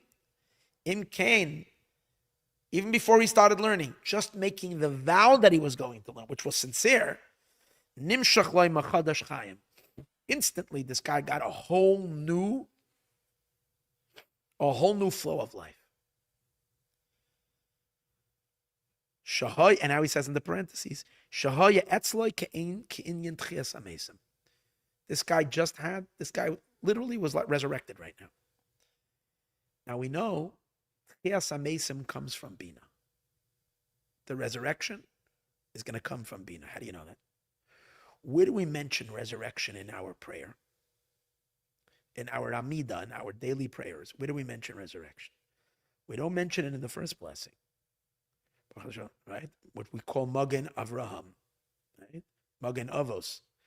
The blessing of the first one, Lekei Avraham, Lekei Yitzchak, Lekei Yaakov, Lekei Lagadol. We don't mention Tchias Amesim. Where do we mention Tchias Amesim? In the second blessing. Ato Gibor L'Olam Asher. Machaya Amesim Ato Rav L'Yishia, right? We mentioned twice, again, Machaya Amesim, 2 times. And then 3 times, Baruch Ata Hashem Machaya Amesim. 3 times in the second blessing, we mentioned Tchias Amesim, the resurrection. Why? The first blessing is Chachma. Second blessing is Bina. And Bina we know is Gevura, Ata Gibar. It comes in the side of the Gevura. And that's where Tchias Amesim happens. So since Rab Abba now, who himself is from Bina, and this guy makes a vow plugging into Bina, and he reaches the higher tshuva, which is Bina. It's interesting that he doesn't mention, and one thing is interesting he doesn't mention, Torah is called Kihem Chayenu V'Orach Yameinu. It's interesting that he doesn't mention that he promised to learn Torah. Maybe he wants to show that even though he didn't start learning yet, that he has to start learning. He only made a promise to learn. So just because of the promise itself, because of the promises in Bina, he's already activating life. The second blessing, Bina, corresponding to Bina. And now he shows you that the word mechaye mesim. We speak about God and we say mechaye mesim. He enlivens the dead. The word mechaye is Gematria 63. 63 is the name of God that's in Bina. Remember we said that Yud Kei Vav Kei has 4 different. The Yud Kei Vav Kei can be 72, 63, 45, and 52. So 72 is in Chachma, 63 is in Bina, 45 is in the 6 emotions in Ze'er Anpin, and 52 is in Malchus. Mechaye, enliven, is 63, because that's where, from the name Sag, from Shem Samach Gimel, that's where Tchias HaMesim comes from. Chaye Mesim, Mechaye B'Gematria Sag, the Bina of Bina. That also makes sense when you go to a mikvah, when you're going into Bina, you're like coming out a new person. You're literally a Tchias HaMesim. So it's very, very powerful. This Lag Bomer in the morning, Friday, we went to the forest and we went to a spring and we were freezing cold and we did a mikveh there. It was great. And I realized that God was very kind for us. I think the only reason it was so hot in LA the week before, there were 3 days that it got scorching. It was like Shabbos was almost 100 degrees here. Suddenly, no one knew why. The whole time before it was not. It was because our mikveh this year was warmer than it was last year because it came after 3 days of it. Hashem knew that we're going, a whole group, we're going to go to the mikveh in the forest, 4:30 in the morning. It was phenomenal. And I really felt like a new person after you came out of there. It was like such a I was very tired, but that Shabbos, I had this incredible energy in me. It was really good. Adam, and the life of a person, who merumas bishmai, is hinted to in his name. Since this guy got new life, so now his name is now pulsating. His vibrations. His name is. How do we know that a person's name? The Ayin Betanya, B'Shar Yichud V'Emunah, Perek Aleph. This you can find in Tanya, in the portal of faith and unity and faith, Perek Aleph. The Alter Rebbe says that the name that something is called, every name of something is the life force of that entity. The Hebrew name of something. That's my name. The name that you call something in the Hebrew tongue. Hukli l'chayos. That's the vessel for where the chayos is. So if the person gets a new life force, his name was resurrected. Ayin v'haraya, and he gives an interesting example. M'choyle shenigzar olav lamus. A lot of times when people are in a situation where, God forbid, they're very, very ill. Rahman al-Islam, God forbid. Noisnam lo'shem achar. A lot of times people do when a person is in critical condition, like in a serious situation, you add a name to the person. And hopefully by adding a new name, it's something that is done. Why do you add a name? Because by a name is a vessel for life. And it could be that the old name, for whatever reason, the vessels were ruined, so it's not holding the life. So you need we learned in Ayin Beis, in the Lekutei channel, we were learning how name connects the soul to the body. We had a class 2 weeks ago about that. How the soul's energy connecting to the body is through the letters of the name. So you see, it's so that's why you give a new name to someone who's that a person should get new life. B'tziruf acher, with you're making a new combination of letters, and that gives new name to a person. And that's the reason why he asked him then, Mashamecha, what's your name? Because until then, he was a dead person. There was no name there. Now he sees You see, he wants to know what's his name.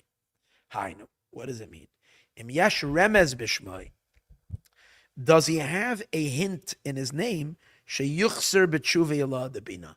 Is there anything in his name that is indicating that he will do the higher tshuva of bina?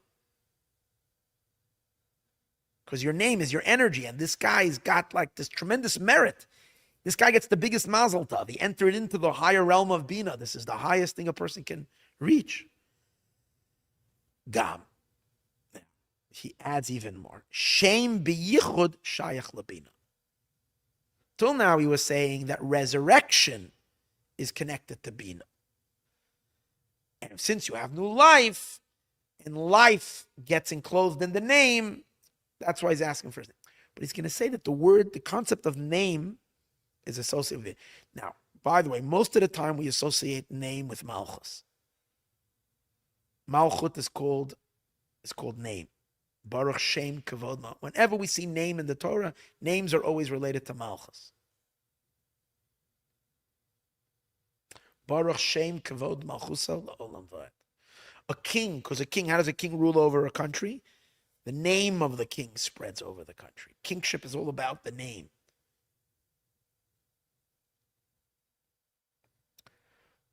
But name is also connected to Bina. And it would make sense because Malchus and Bina are very deeply connected. Malchus is the daughter and Bina is the mother. So, like mother, like daughter. So there's a higher level of name associated with Bina. There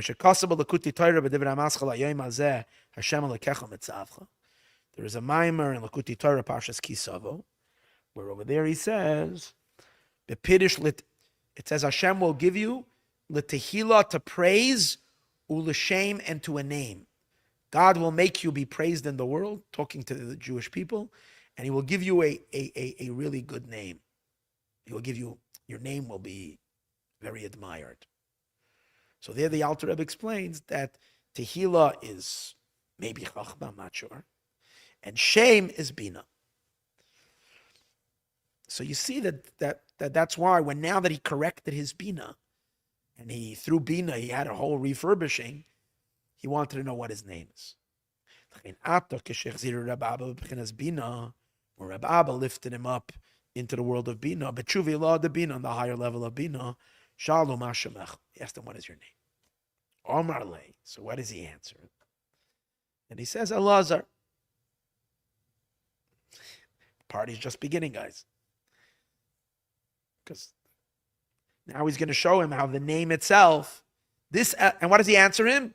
Ooh, Kael Alazar, the God who assists. That itself is great. Just what the Zohar says is great. But the Rebbe's father is now going to dissect that it's not just Kael Alazar that God helped you, but that Bina helped you. Because, in other words, the exact level of which level of the godliness that he tapped. Amalei Kael Alazar. Amalei Alazar. He said Alazar. Kael Alazar. Shem Kael Hazeh. So the name Kael is one of God's names. One of the 7 non-erasable names is Kael. However, usually, Kael is associated with Chesed. Like we say, Chesed Kael Kol Hayom. Kael is Chesed, Elokim is Gevura, Teferes is Yud Kei Vav Kei. Netzach is Tzivakos. Hod is, I remember, Yesod is Shakai, Shin Daled Yud, and Malchus is Aleph Daled Nun Yud. These are the names.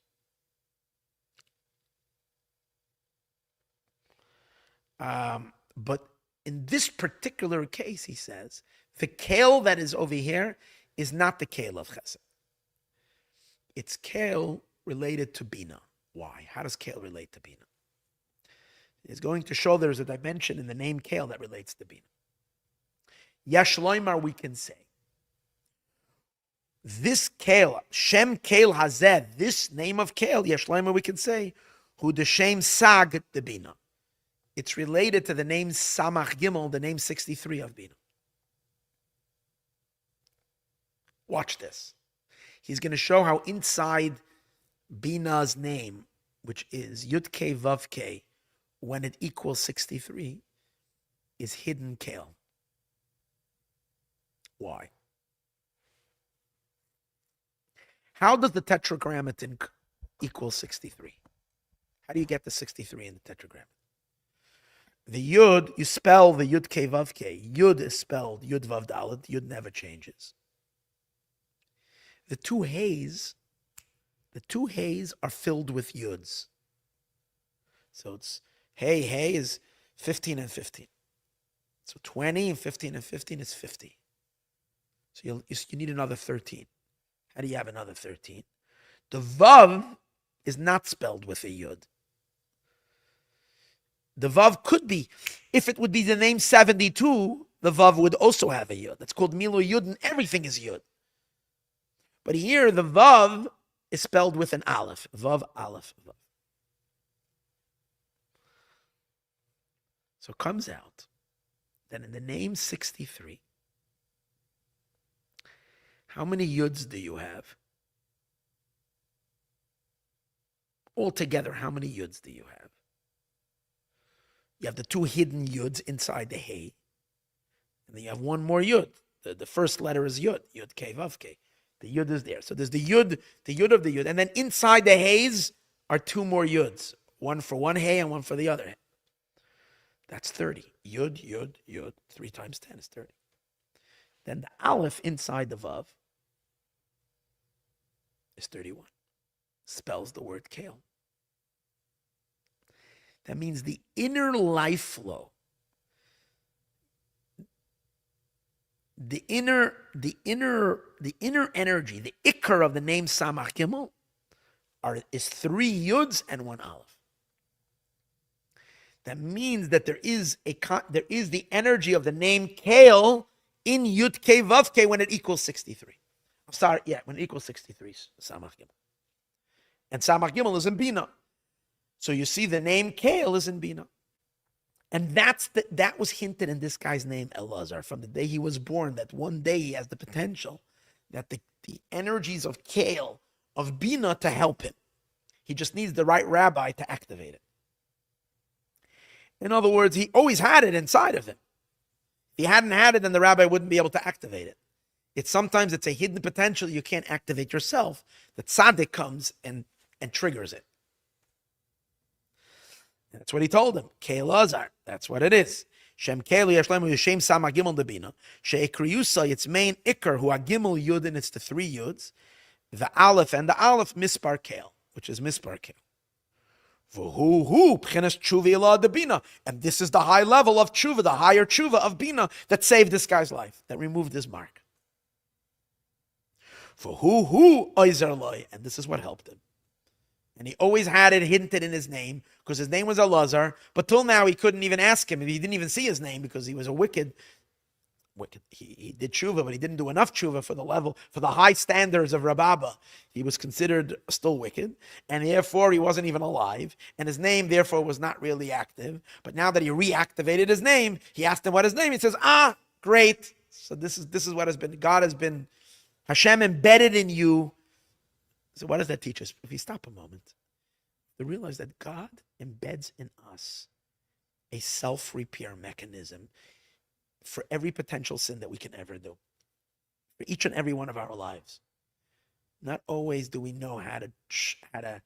Sometimes we need to seek out the right person to help find it inside of us. But there's no such a thing that we can mess up in a way that is unrepairable.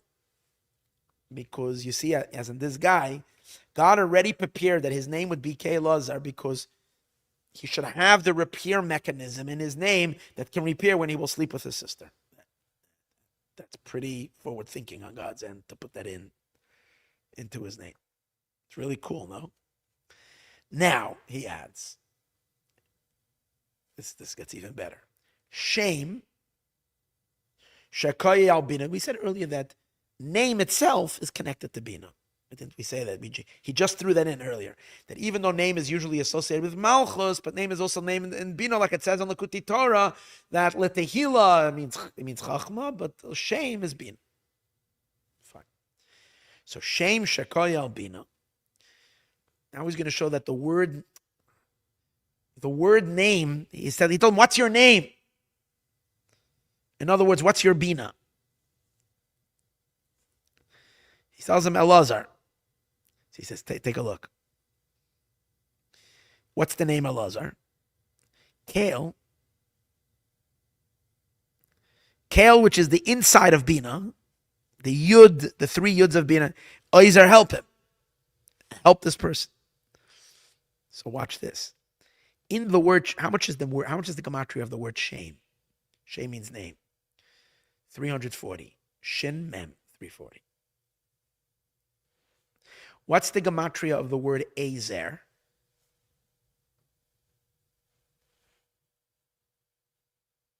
The last letters of the word Alazar is Azer. Calculator. Azer, it's very easy. Resh Ayin Zayin.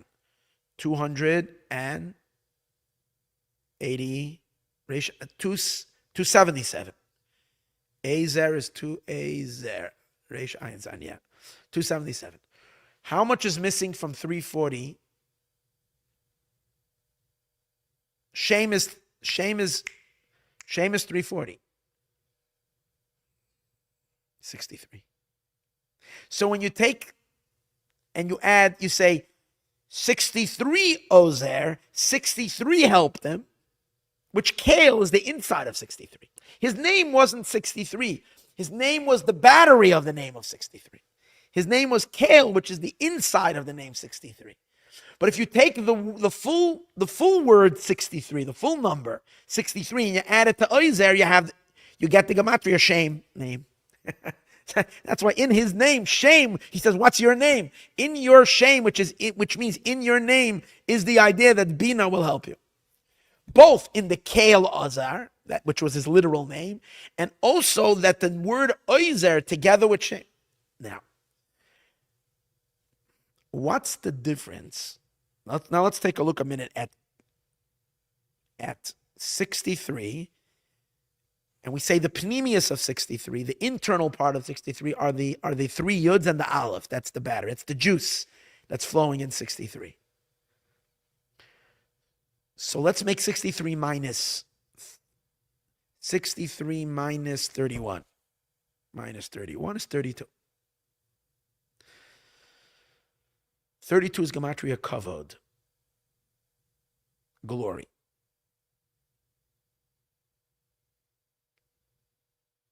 That's the meaning of the word kvod kale, the glory of kale. This phrase, everyone, what does it say? There's a pasuk that says, everyone is recognizing kvod kale, the glory of kale. What's the verse? Talmud Mesap. No, we say it every day in the morning prayers. How the angels above of Talmud Mesaprim kvod kale. Also Hashemayim Mesaprim kvod kale. The heavens. Kavod Kale is Bina, because it's 63. Kavod together with Kale is 63. I realize how much every word we're saying in davening has mystical Kabbalistic meaning. Kavod Kale is referring to Shem Samach Gimel, which is. So if we say that, then we can say his name was Alazar, Kale Ozer, but really Kavod Kale Ozer, the glory of Kad helped him, even though the Kavod is not part of his name. Because really what helped him was the entire name of Samach Gimel of 63. But all we needed to recognize was the juice of it, which is the kale. But really, he says it's the kvod kale azar. Very interesting. For who, yeah. For who shechayshrim gam shari oisias to Samach Gimel. When we add the other letters of Samach Gimel, shemisparam kavod, which is kavod, for kvod kale azar, the glory of God, Ozer, that's what helped him. And that's why now, when he told him you were helped, he doesn't just say you were helped. He says, the words he uses was, Amalei Kale Ozer, God helped you. Vaday Shema Garam, definitely your name helped. The Lekach, your God, Siach, assisted you. Veheva besadach, and was to your assistance. So what's the repetition? What's the repetition? That your God helped you and he was to your assistance. So watch this. There's a very famous chapter in Tehillim in which we say, chapter 20. Chapter 20 in Psalm number 20 in Psalms. Yishlach Ezracha Mikodesh. Your assistance will be drawn from holiness. Umitzion, and from Zion, Yisadeka, he will support you. Assistance from holiness, and from Tzion, from Zion, you will be supported. So the Rebbe's father says that's the two supports over here. It corresponds to in Tehillim where it says Yishlach Ezracha Mikodesh Umitzion. Yes, there we see two assistants. Assistance from holiness and from Zion and from Tzion. So those two forms of assistance is what Rabbi Abba is referring to when he says, Kael Ozer, the God who helped you, is referring to these two assistants. But he's going to explain why in this particular case. What's the significance? What does it mean over there that we need assistance from Kodesh and from Zion comes the support? What does it mean? Once we understand that, we see why it's a perfect situation over here. Why? I'm just going to give you, before we learn, Kodesh is Chachma. We're talking so much about Bina, and everything is Bina. We say, well, Bina seems not to leave anything over for anything else. Well, yes. Kodesh, holiness, is in Chachma. Because Chachma is pure transcendental energy. It's almost light without a vessel. Chachma you can't grasp. Chachma is like the pure energy. Chachma is the first epiphany. It's like it doesn't have any vessels. It's pure. It's removed. Tzion is Yesod.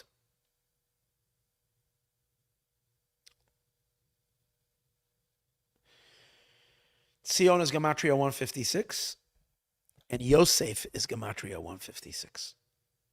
We know that Yosef is the energy of Yesod. We learned about it in the first class. How Yosef is Yesod. And they have the same numeric value. The sages tell us whatever happened to Joseph happened to Zion. Kol ma she'ira leYosef, ira leTzion. It's a midrash. You see how midrash was pure kabbalah, even though we don't always realize it.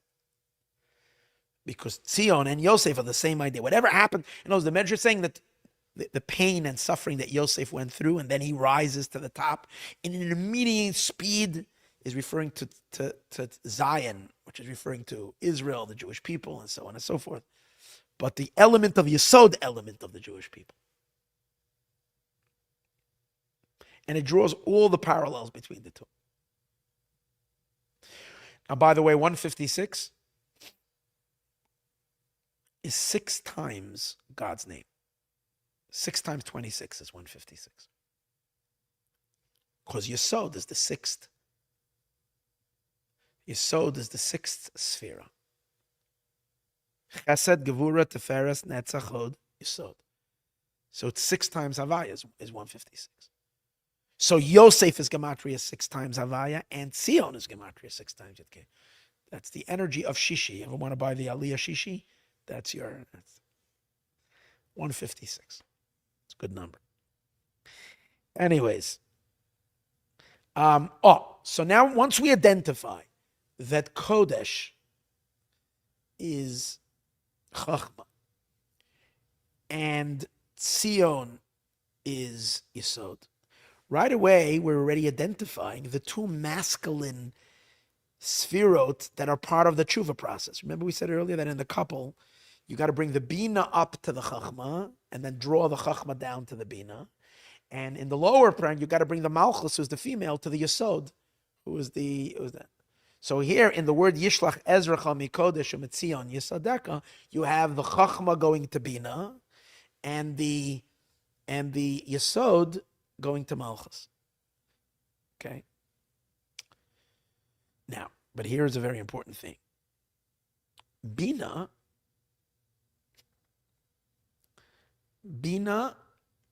is the Bina facilitates this entire channeling of energy. Because what's Bina? Bina is the vessel for Chachma. All light of Chachma gathers into Bina. Bina is the recipient of Chachma light. So in order to get Kodesh light, you can't touch Kodesh. Kodesh is withdrawn. The only way to touch Kodesh is if it settles into Bina. When Chachma light in some manner through the Das goes into Bina, then Bina can grab that, can take that light, and what does Bina do with it? She passes it down to Tzion, to Yesod. Where do we see this concept? So he's going to bring, there is a interesting verse in the book of Kings where it talks about King David's mighty warriors. In the end of the book of Kings, it mentions King David's, it's not in the end of the book of Kings. I think it's in the end of the book of Samuel. Right before the book of Kings starts. Yeah, Shmuel Beis in Samuel number 2, chapter 23, it mentions all of King David's mighty men. That he had these powerful fighters. Now, obviously, we can understand that these were not just, warriors. These were spiritual giants. These were the inner circle of King David. One of his great men that are mentioned over here in verse 20, Parakhov Gimel. His name is Binyahu ben Yehoyada. And it says that this Binyahu ben Yehoyada was Ben Ishchai, was the son of a living man, which means the son of a very vital man. Rav Pa'alim, a man of much actions. And he came from the city of Mekavtze'el.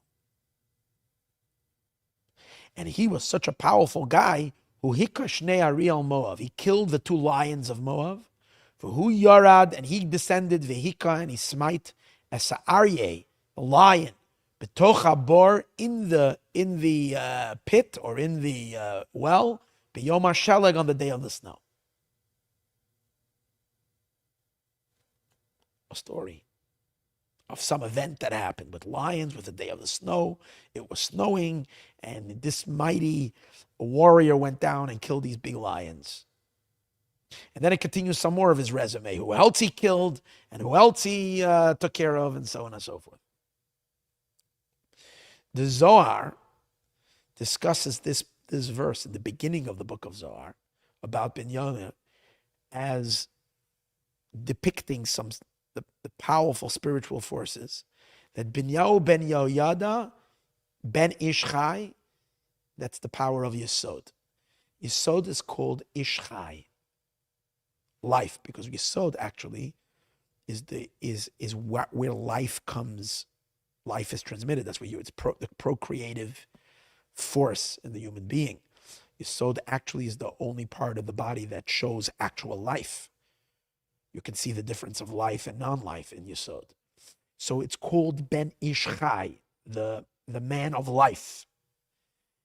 It's so interesting that just today I bought books. The Ben Ishchai's books came into our Hasidic center for the first time. There's a famous Rabbi Yosef Chaim Azulai, famous Sephardic great Kabbalist and rabbi, and so he wrote a series of books called the Ben Ishchai. And today it happened to be that I wanted to get his books, and I found it in the guy was selling it in shul, and I bought his whole set of. Rather, I should mention someone bought it for me, a special donor. So it was really nice because I bought it for the shul. So the Ben Ishchai. So I guess we're learning about the Ben Ishchai today. And the Zohar explains how Ben Ishchai is Yesod, who's also called Rav Pa'alim, who does a lot of actions, because Yesod is, remember we learned in the other class, we were learning how Yesod is the ultimate distributor that gives life. Could be it's connected to that. I didn't look up the Zohar, but it says that this Ben Yahu Ben Yoyada Ben Ish Chai Rav Pa'alim, which is the Zohar associates that person. And that the Zohar says that the Ben Ish Chai does not mean that he's a son of an Ish Chai. Even the regular commentators say that he's called Ben Ish Chai because I think that even after he passed away, they called him still alive. It's Ben Ish Chai. He was essentially alive, kind of person who doesn't die even after he dies, that kind of thing. The Zohar says, and where did he come from? What does the verse say? He came from Mekaptzel. Simply means he came from a village called Kaptzel, and the book over here, the Steinsaltz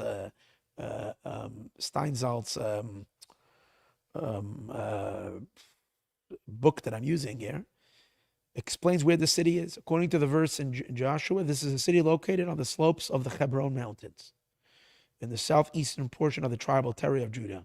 Some identify this with Tel Arad, but others identify it with Tel Era. Okay, so it's a known place in Israel. Mekaptzel. I mean, it's a name that we don't have today, but it's connected to, it's a city. But the Zohar is learning all of this mystically, that the level of Yesod is receiving its vitality from the level called Mekaptzel. Who's Mekaptzel? Mekaptzel is Bina. Why is Bina called Mekaptzel? Because she makes a kibbutz.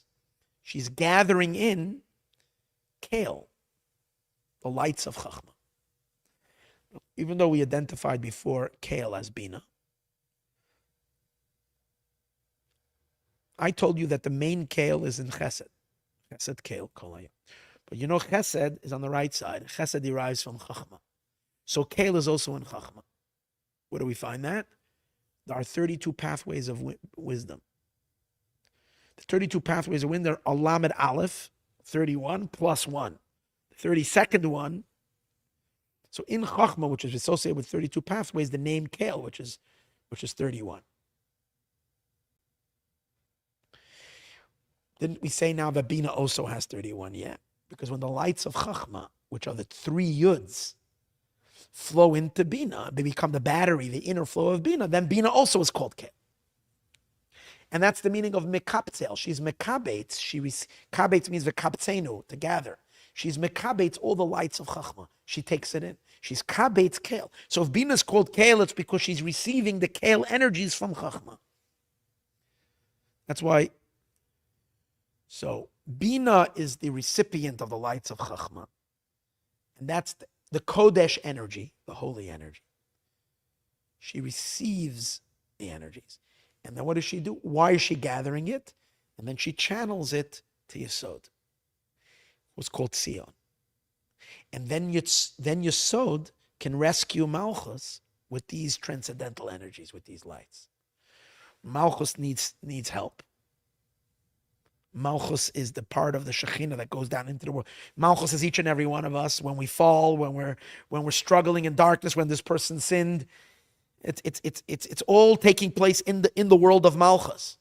The assistance is coming from Kodesh via Bina down to Yesod, who's transmitting it to Malchus to send out the rescue squad.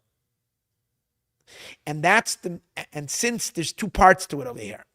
There is the assistance coming from very high, coming from Kodesh, from Chachma. Chachma energy to Bina down to Yesod. But there is also from Yesod itself that's taking those higher energies of Chachma and extending it down into Malchus. That's why it's repeated twice. Yishlach Ezracha mikodesh umitzion, and from Zion Yisadeka you will be supported. Since this person had an encounter with Bina, who sent him, that managed to bring down to this individual the assistance that this individual, this Alazar, needed. That's why he said that Kale Oizer is helping you. He helped you and he's supporting you. Which these 2 languages are related. This is what he's going to explain. I just did a brief explanation now. Let's read it inside. Perhaps it'll be a little clearer. So he says like this: the lekach sayach, your God helped you. Who the word sayach, first of all, the targum de ezer is the translation of ezer. I am ba'arach marecha sayach. Fahava besadchach, and was at your assistance, or was at your support. Amar Beis L'Shonos, he uses two languages: siyua, helping, v'sa'ad, and support. Who derech masha kosav. This fits very well and is similar to what it says. Yishlach ezracha mikodesh. He will send his assistant from Kodesh, from holiness. Umitzion, and from Tzion Yisadeka, he will support you. Hine Kodesh ko al chachma.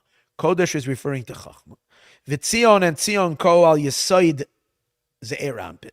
On the Yisod element of ze'erampit. Ki yedua, as it is known. V'hine Bina. Now Bina nikra mekabtze'el. Now Bina is called mekabtze'el. She is the mother of Yisod. Darga de kula, a level that gathers from everybody. Kamashakasav Bey. The Kanish Begave, because she gathers. This is a wording of Zohar that Bina takes in and gathers into herself. Migoyna Hayre, from the higher lights of Chachma, the Chachma of Chachma. Umibina, and from Bina Nimshach li Yesod Zah. It delivers to the Yesod of Ze'eranpin. Kamashakasav. Where do we find this whole concept that Bina is the one who takes from Chachma and delivers it down into Yesod? We find that in the verse that I mentioned to you earlier. Ubeniyahu ben Yahayada. Beniyahu ben Yahayada. Ben Ish Chai. The son of a living man. Dot Tzadik, which is Tzadik. Chai Almin. The reason why Tzadik, it says that Tzadik Yesod is the foundation of 18,000 worlds, whatever that means, which is Chai. Yesod is called Chai, alive. Shurav Po'alim, which again, it's a continuation of the verse. He translates it as Ben Yahu, the son of a valiant and accomplished, famous military man. So Rav Pa'ala means accomplished, but Umehechenu Nimshach. That's Yesod. Umehechenu Nimshach. Where is this coming from? Mekaptze'el. Mepchenas Bina, from Bina. Kisha mekabelas mechachma, when it receives from Chachma.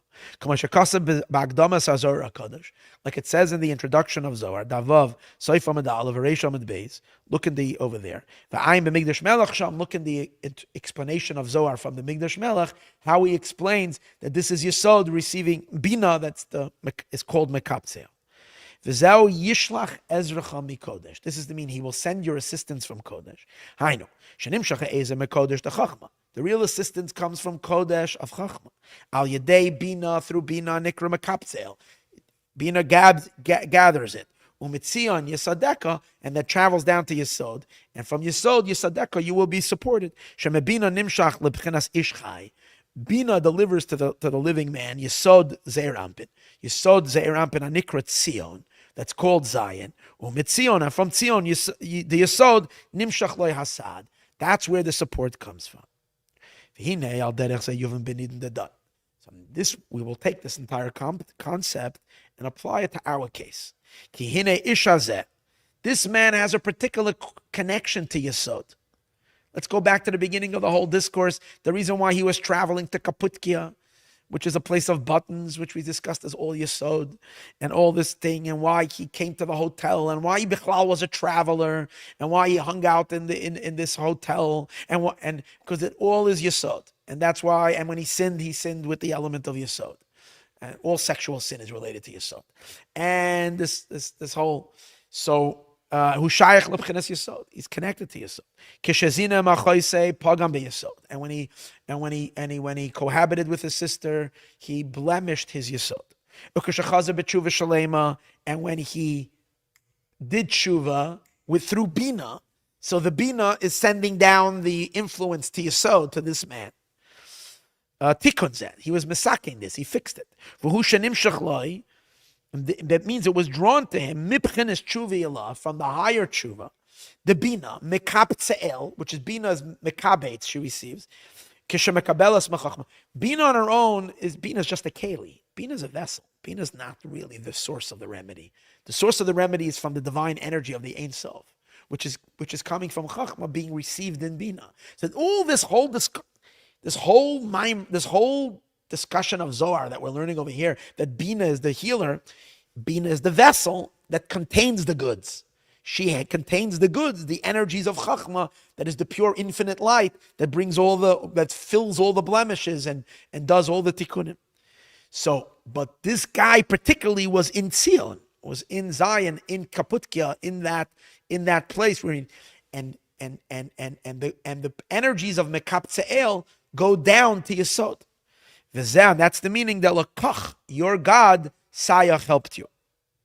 Kishmai Alazar, like his name Alazar.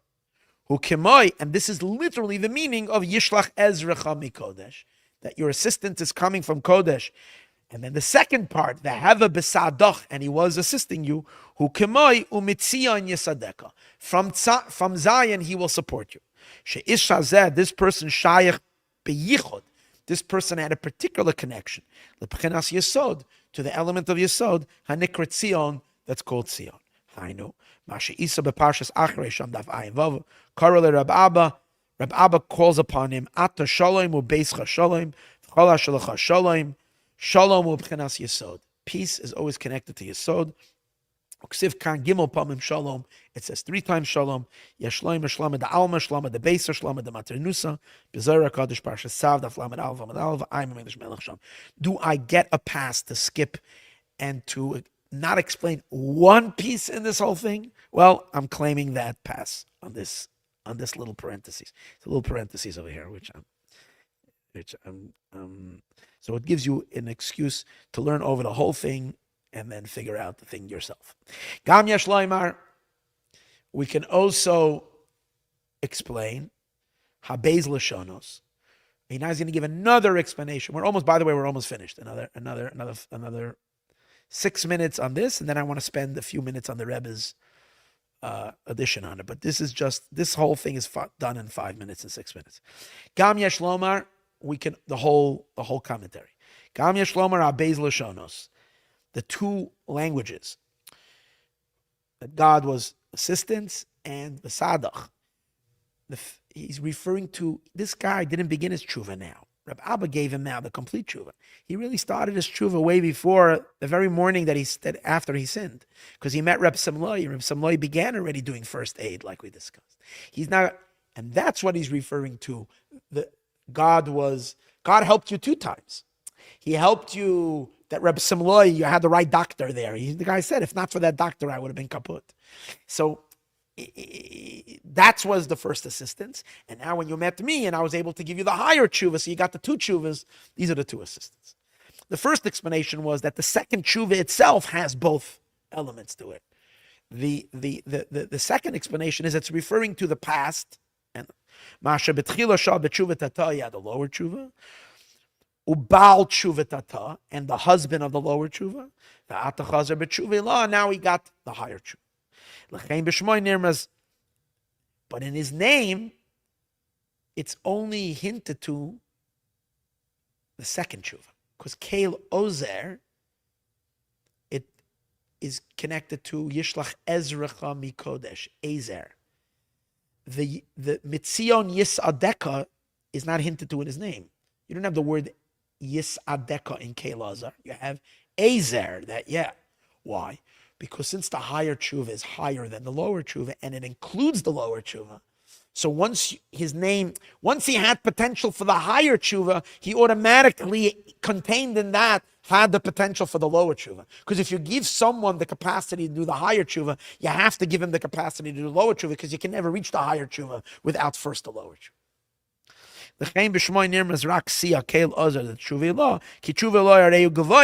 Is higher the karleles tshuva tata, and it includes the lower tshuva shemekaydam law that's before it, mamata lamayla that's before it. V'apiyah amar kam b'shmai Alazar kei Alazar. Based on this that we're saying now, that kei Alazar means Hashem Yisbarach oizrei sheyachsher b'tshuva shalema, that Hashem helped him to be able to do the full tshuva. Hinei al derech zeh, this is similar to Rebbe Alazar ben Derdaya. We're gonna then, based on this, we're gonna explain another famous Bal Tshuva whose name was Rebbe Alazar ben Derdaya.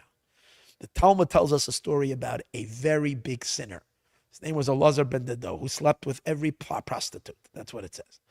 And one time, a prostitute told him that, you are such a sinner. If you've already reached me, you've gone through everybody, you are like done. She told him, she said, you are beyond repair. And when she told him that, it touched him very deeply. And he realized, oh my goodness, I'm not going to live forever and I'm done. So he went out, and the sages say, and he was running everywhere. Please help me figure out, help me do tshuva, help me repent. And somehow he imagined that, probably imagined, like I imagined those birds talking to me on Pesach. The ravens, I had ravens talking to me and other birds talking to me and all kind of thing.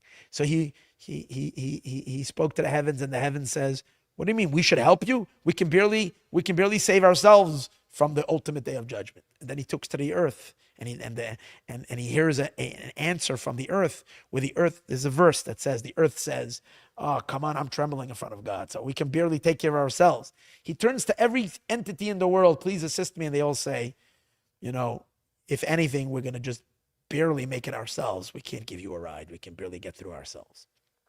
And then he realizes that no one else can help him but himself. So he starts weeping and weeping and weeping until he dies in his terrible, intense pain, agony of how much it bothered him of the sin that he did. And the heavenly voice came out and said that Reb Alazar, it calls him Reb, not Alazar ben Derdai. Rebbe Alazar ben Derdai, this guy who was like, whatever.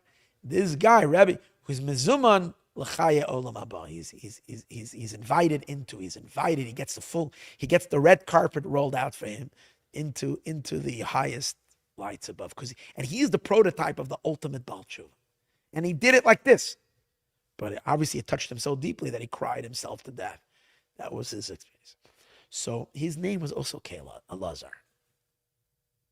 So he also had an assistant to do tshuva. But Rabbi Levi Yitzchak is going to point out that there is a quality in this Alazar over that Alazar. So one thing is for sure, if your name is Alazar, you better not give an excuse that you're not doing tshuva. That's we got, I don't know what my name, Ruvain, this, I don't know. But you have a name Alazar, and you're not doing tshuva, then no good. You have all the power to do that. He's got you to, but he explains that this Alazar, in a sense, did better than that Alazar. Because that Alazar was rectified himself to the world to come, but not in this world. Because he just died in his tshuva, and that was it. This guy continued living a meaningful life. So his rectification was able to be in this world and in the world to come. That's what he's going to explain over here. That did not leave one prostitute in the world that he didn't have her number. Then he went and he did tshuva. It's a crazy story. Shleima. In the first chapter of Masechtas Avodah Zarah. But however, over there, he only had the assistance that's why it says he's invited to Olam Haba, to the world to come. Because he died himself out crying until he passed away. And a heavenly voice came out that he is invited to the world to come. But over here, that's why he mentions twice. Hashem was in your assistance, gam came ba'olam hazeh, in this world as well. That he remained alive. Could be that, and that's what he's implying. That could be the double language. Another explanation why he gives him a double language. God helped him twice. He helped you to clear things up for the future world, for the afterlife, and he helped you fix your life and to continue living down here a meaningful, godly, holy existence. Now, finally, Kael Azar, Hushem Kael. Now he says we can say, earlier we said the name Kael is which Kael? The Kael of Bina. The Kael of the three Yuds, remember, and the Aleph of Bina, of the same 63. But maybe we can say that the Kael, now the Rebbe's father says that maybe the Kael over here could be implying to the ultimate highest Kael. The Kael that's in Keser. in the 13 attributes of mercy. Hashem, Keil, Rachum, V'chanun. Keil is actually the first one. Hashem is not part of the 13 attributes of mercy. Keil, Rachum, V'chanun is where it really starts according to the Kabbalists. Shem, Keil, the Yud Gimel Sarachman. Shem is Sham, that from there, Nimshach Slichas U'Mechilas Avoynes Lagamri. From there comes complete cleansing and forgiveness and atonement. And if we're going to say that it's referring to the 13 attributes of mercy, which we know that they are the 13 strands of God's beard, so then we can explain the two languages. Because it says in the Alter Rebbe explains, or Kabbalah explains, that in forgiveness itself of the 13 attributes of mercy, there's the external attribute of mercy, which is the hair of the beard itself. And then there is the internal element of it, which is the energy that flows in the hair. Every hair is like a tube. So there is the body of the hair and there's the soul of the hair. Now, obviously, when you're talking about the 13 strands of God's beard, we're not talking about little hair over here and inside. We're talking about the energy that is higher and deeper than the entire cosmic flow. Because we know the 13 attributes of mercy, they're the highest of the high. So the reason he gives these two helps because you were assisted by the external element of the 13 attributes of mercy and the internal element of the 13 attributes of mercy. That's why for our crown, for our new Sefer Torah, we're charging 26 because it's the 2 times 13. For one parsha, it's 13. People think that I just choose these numbers plain.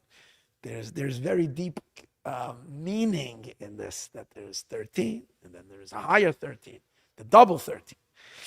We're the ultimate refuah. Okay, what can we do? We can't give everything. Siya v'sad. Now I'm teasing you. Hulaneged ha'pnimius, the inside, shebetoich hasaris, that's in the hair. Vasaris atzman, and the hair itself. V'day lemiv. V'atom. And now, achrei kol mashen es bar b'siyata d'shmaya. After everything that we've explained with God's help, see, Rebbe's father says, with God's help, I don't know. I don't know how a human being can figure this out. Barely to figure out what he's saying is so hard. But imagine just innovating, thinking all this. I don't even know. When you're in a gulag, literally, he was living in the Russian gulags. I just watched a YouTube because I waste time, stupid wasting of time on YouTube. And I was looking because I don't know how it can. YouTube drags you crazy. It brings you one thing to watch it, and I was watching a documentary on the Russian gulags. You can't imagine what kind of horrific suffering that people suffered. I can't even begin to wrap my mind on what kind of pain and misery. These were machines to literally make you die the slowest death that you can imagine. So the Rebbe's father died out in the gulags. And while he was there, he was writing this. This is what he was thinking. In the gulags. These writings that we are learning now are remnants that his wife brought back from side notes that he wrote to the Zohar. She managed to get him a Zohar there, and he wrote on the side, she made him ink that he can write. Imagine this. He was emaciated, he didn't know what to eat, and he was out there, and he wrote on his spare time. He wasn't in the labor camps at that point. It was like, they didn't send him, they sent him to exile, but still, it's just not normal. So he says, with God's help, now we'll understand. Now we'll understand why Rabbi Yossi thought that the mark that this guy had, remember Rabbi Abba and Rabbi Yossi were walking together. And Rabbi Yossi said, hey, maybe, who tells you it was a sexual sin? Maybe he was a little boy before puberty, maybe he doesn't even know what's, he doesn't even have desires. Like, what are you talking about? Maybe he's young. Rabbi Abba Hikar, Rabbi Abba did recognize. Rabbi Yossi is Gematria 86. 86 is Malchus, is the name Elokim, which is Malchus. And that is Tshuva Tata. That's the lower Tshuva. Now, since when Rabbi Yossi met him, the guy had already done the lower Tshuva. So Rabbi Yossi doesn't even see the mark. And if there was a mark, so Rabbi Yossi probably was a mark, but Rabbi Yossi sees only the physical mark, not the spiritual mark, because as the spiritual mark, as it applies to Rabbi Yossi, on the Rabbi Yossi's level is gone. in the dynamic of Malchus, there was a blemish initially, but that was taken care of already earlier when he did the tshuva, that Reb Simlai he gave him. He did already the lower tshuva. Reb Simlai did for him. Even more than that, he even rectified the Yesod element. He even did the husband element of tshuva, the higher tshuva of the lower tshuva. That was also done. He's not only did he did tshuva, he's a Baal tshuva. So for sure, Rabbi Yossi doesn't see any bad in this guy. V'rak Reb Abba, that's Bina. Reb Abba, that's Bina. Tshuva Yelah, the higher tshuva, hu hikr, he recognized it. Ki tshuva Yelah lo asa adayin, because at that time the guy did not yet manage to do the higher tshuva. That's why he recognized it. Shebepanav shachata, in the mark in his face that he sinned. V'achet boyadayin, and the sin is still there. Ki lo asa adayin tshuva Yelah, because he still didn't do the higher tshuva. Reb Abba b'tshuva Yelah, till Reb Abba was able to return him into the higher tshuva. V'huser reshamai, and he removed his mark. V'nadar, and the person promised l'sasek b'torah yomim v'layla, to study Torah day and night, moving like it's understood. May God help that everybody should have rectification for all their sins. Just by learning this, everything should be taken care of on all levels.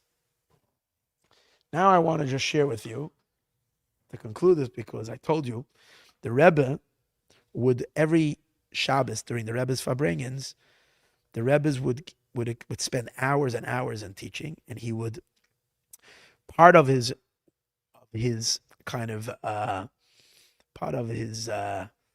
custom, it was like a weekly custom, is that he would explain a Rashi. He would ask many questions on the Rashi, one of the Rashis of the Parsha of the week, and then he would, brilliantly explain the Rashi. And he would also bring a teaching from his father, and he would then give a commentary on his father's teaching.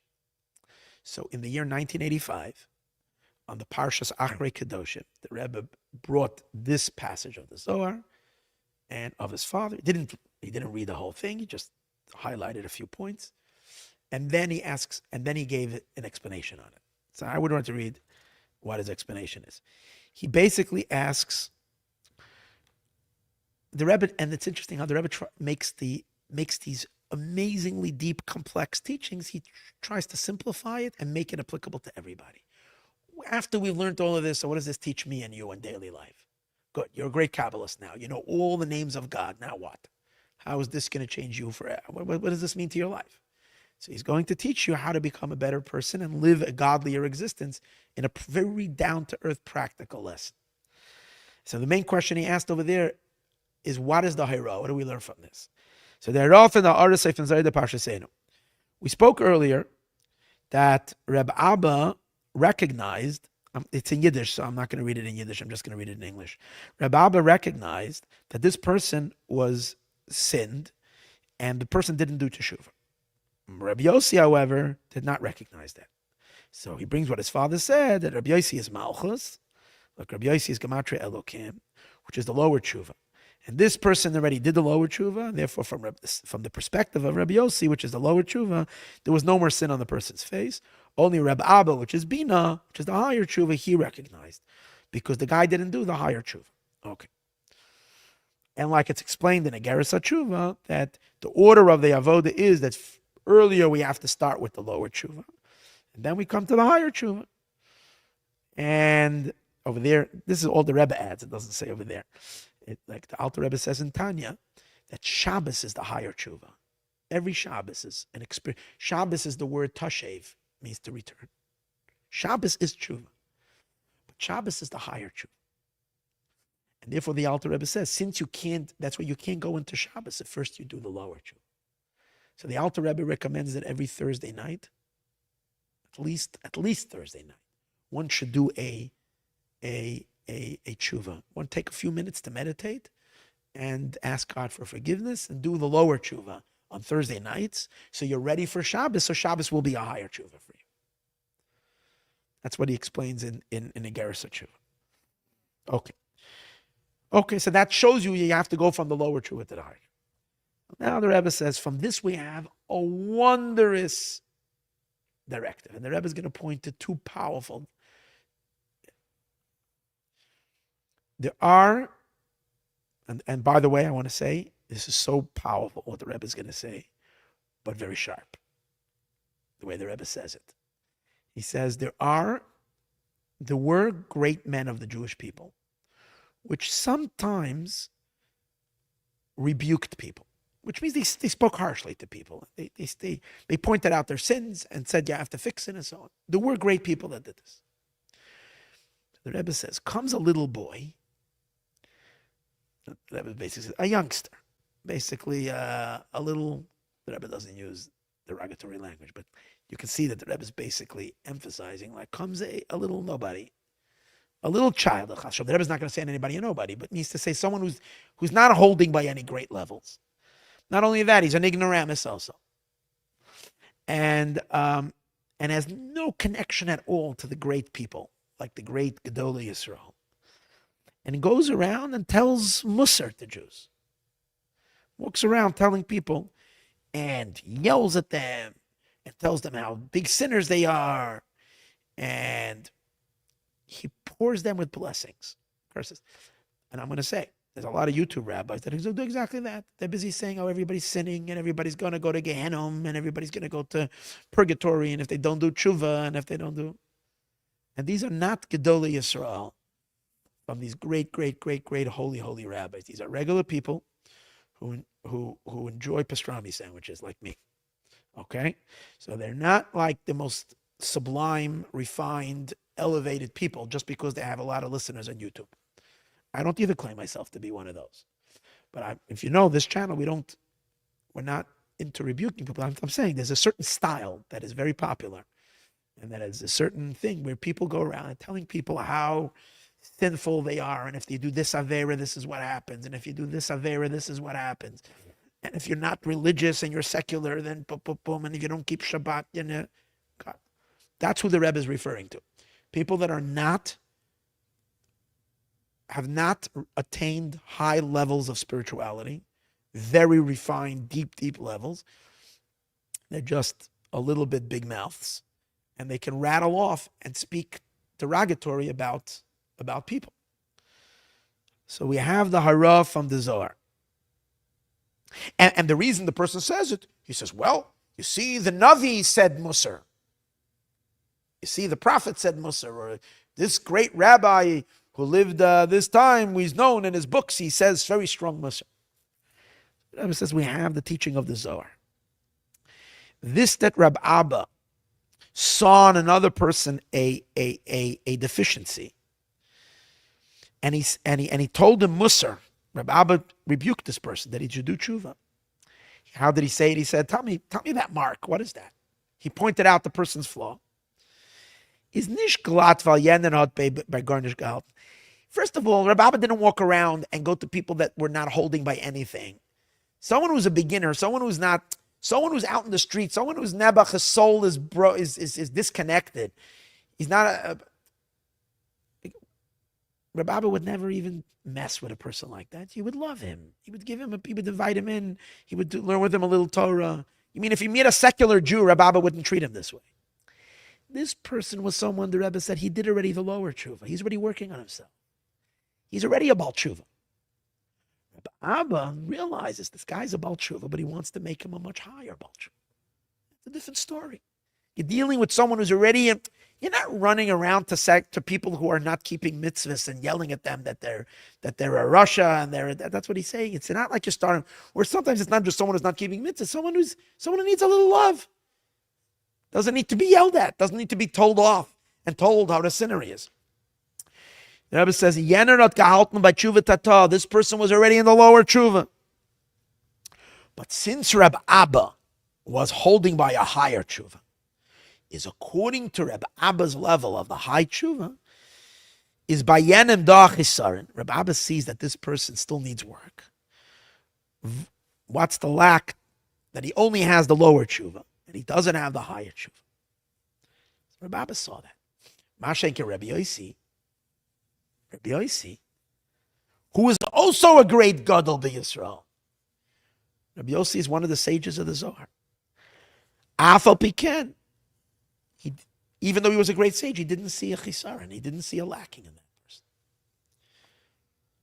person. So let's see what he says. This is also in our case. There gadol b'Yisrael, this great rabbi that you're pointing to, Reb Chaim Brisker, or the people a lot of times point, like, these great rabbis who sometimes were very sharp, who said, rebuked other people, is das der Fall. This is because according to that level of the gadol b'Yisrael, he sees on this other person a defect, even when that other person was on a high level. Oberdu, the Rebbe just says, ... Oberdu, but you, dear Freckman, we are asking, Mi Samcha, who appointed you? Du bist doch a cotton, you're a minor, and I'm a oretz. You're someone who doesn't even know any, you're not a real Torah scholar. Du bist doch in ganzen Shaykh zu Tshuva. You don't have any connection to the high Tshuva. You're not even Shaykh to the lower Tshuva. The Rebbe seemed to be upset about someone mussering someone. You're not even related to the lower Tshuva. Noch mehr. You don't even know that there are two levels of Tshuva. You don't even know about the whole idea. In Weisnish from dem ganzen Sipur in Zohar, you don't even know the story in Zohar. The Rebbe says, the parts of Zohar in Tikkun Shavuos, the Tikkun Hoshana Rabbah, there's certain, when you say the night of Shavuos, you say Tikkun. So Tikkun is it's like a book that was supposed to say the parts of Torah that night of Shavuos. So he says, there's little quotes of Zohar. Oh, so those pieces of Zohar, because it's like the book of Zohar, that you say. I feel it about, even if you don't understand it. But the story in Zohar over here in Parshas Acharei, the guy you don't even know at all. In wie kommst du sagen dem zweiten Yidden Musar? So where do you take this broad shoulders to start telling someone else and rebuking? When zidel in him means you rebuke him. You're saying not nice. Nor was then. What gets you to be that way? Du bist ein Asher. You're a rich person. You have some money. An Asher, Yana Azus. Money makes a person sometimes arrogant. Du hast Geld. It seems like the Rebbe is referring to someone over here. It's like, I'm not trying to figure out who this was. But he says, you have money. Because you're arrogant because of the money that you have. Meinst du, de ken sagen, was die willst? You think you can tell anybody whatever you want? You're tainet. You're gonna make the argument. A gadol b'Yisrael getan, that a great rabbi of the previous generation who was a real tzaddik did this. Zokst chalein, you're saying yourself that person was a gadol b'Yisrael, that was a great person. Ulefi darga say zeter chasarim badem tzveiten, and according to that high level, he sees a lacking by someone. Afilu oid the tzveiter halt by tshuva tata. Even if the person is holding by lower levels of tshuva, he recognizes. And therefore he's doing a repair after a repair. That's a whole different story. Why is the Rebbe saying that? Because people who are already in, you're not going to harm them by rebuking them because they're in the program. They're already doing exercise every day. They're already far into the pyramid. You're not going to turn them away by being harsh with them. It's when you take people that are not, people that need love, they need care, they need to encourage them. But you kommst doch nicht lekarsule von dem Zweiten. You don't even come to the ankles of the person that you're giving musar to. You're not even up to that guy's heels, because that person at least is holding by the lower tshuva. That's what it says. Mashenkin, you're not even by the lower tshuva. And more than that, remember what you did last night. What does that mean? The Gemara, the Talmud uses a term that, someone who sinned. He sinned that night. And so you say, remember what you did last night. So that's what the Rebbe is saying. Remember. The Gadol b'Yisrael, the great tzaddik that you're referring to, who gave someone musar, who rebuked someone, he used night to say tikkun chatzais and to learn Torah. Because the Talmud tells us that the night was created only for learning. The Talmud has two versions. If night was created for sleeping or night was created for learning. One of the two. So you're comparing yourself to great rabbis who rebuked people. But you, the Rebbe says, but you know what you did at night. You didn't spend your night learning. Meinst, als euch der zweite Wemmen du Musters hat sich also geführt.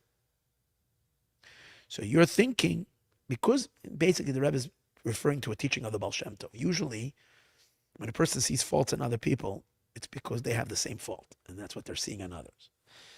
You're thinking that the other person also did so. So, sagt men dir, we say to you, du kommst nicht non zu jenem's Darge, you're not coming close to that person's level. Varaya. And the proof. Oi bi jener wollt gehalten bei dein Darge, if that person would be in your level, wollt doch gelegen in die Sachen, was du liegst. He would be involved in the things that you are involved in. Du liegst in Programmen, in Geld. You're completely immersed in money, Mashik and Yener, which that person is not. Nor do means, do you think, as that zweite weiß nicht, that someone else doesn't know what you did at night. Aber klappe Shmaya gal in heaven they do know. So I don't know what the Rebbe was busy talking over here, but the Rebbe is like very strongly not a fan of people that are not meant to be rebuking others and rebuking them. Afalpi. We spoke many times that we don't have what to do with people that behave certain ways. Why do we speak about this? Rebbe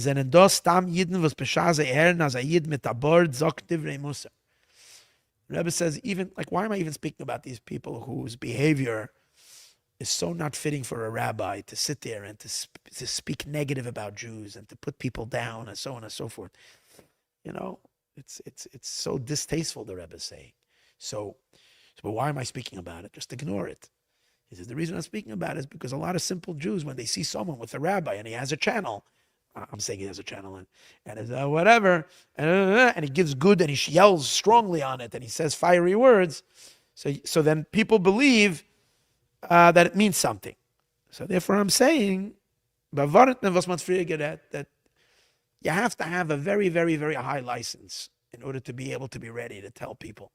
Other than that, try to reach out as best as you can to help people do more mitzvahs and do well. Don't become a musar rebuker who yells at people. Oh, but then there's a very, very powerful, beautiful second hierarchy. This is regarding people that, okay, fine, that have chosen a style of, But he says there is a more refined teaching over here. That applies to everybody. Especially those who are engaged in the Rebbe's work of Miftzayim. They go out on the street and ask Yidden to put on tefillin. The Rebbe's mitzvah campaigns. Avos Yisrael, Besachtas Yisrael. All these mitzvahs, Torah, tefillin, mezuzah, tzedakah, all these things. Having books. Neira Shabbos Kodesh, kashrus, kosher food. Taharas HaMishpacha, getting people to keep mikvah and purity of family. And Oisin HaSefer Torah, writing a letter in the Sefer Torah, and Abin Ashir and Rambam, or learning Rambam. Whatever, basically the Rebbe is saying, the things that I encourage very much for people to be engaged. So he says it's a very important teaching. For example, if you're going to try to get Jews to put on tefillin,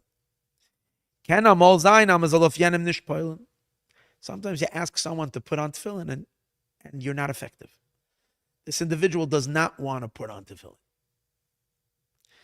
The Rebbe says, the reason is, while jener is margish, this person feels, as der was mit dem tracht nicht wegen helfen. The person feels, subconsciously, that when you're asking him to put on tefillin, you're not really thinking of helping him. not Tracht. What's your motive? Wie kann sich Misnase sein auf der andere? You're thinking about you elevating yourself on someone else because you're like asking him to do your thing. Geht reden mit anderen, and it can be very, very, very subtle. Doesn't mean you're speaking to others.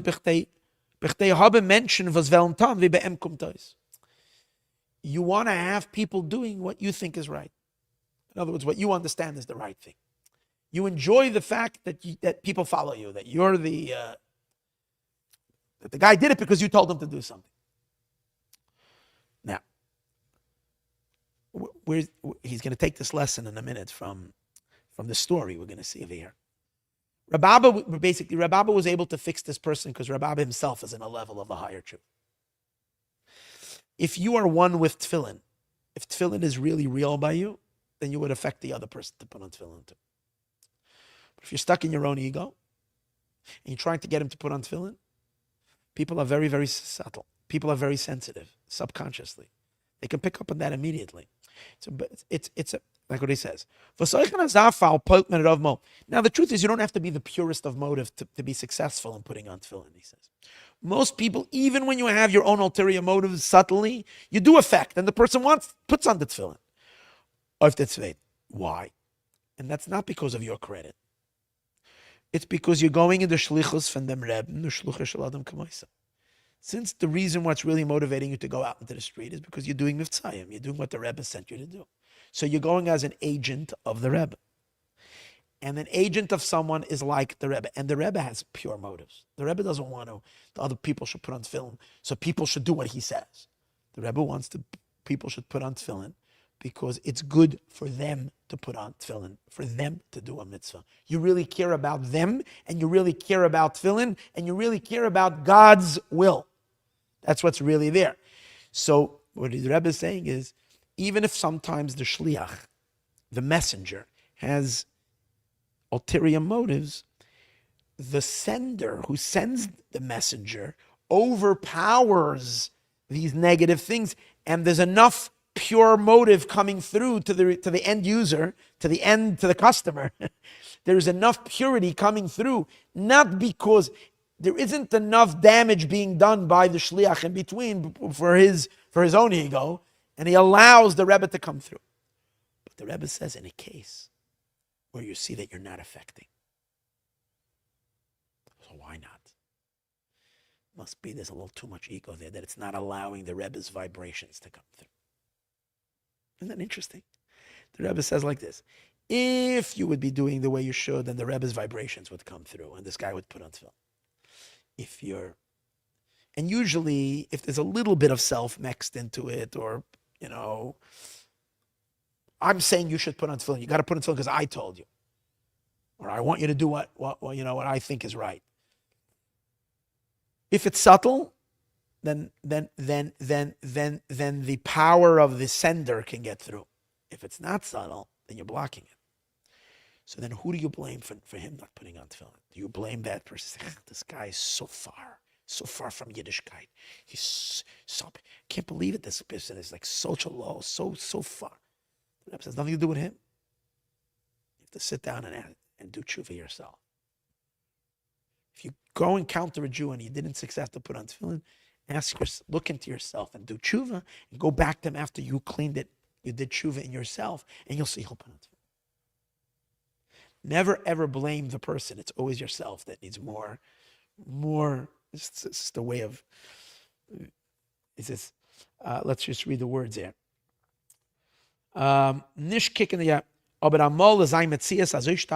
Sometimes the person's own presence is so strong. You're totally blocking the one who sent you. In other words, the ego of the one who's the middleman is so strong that it's blocking the energy of the sender. It's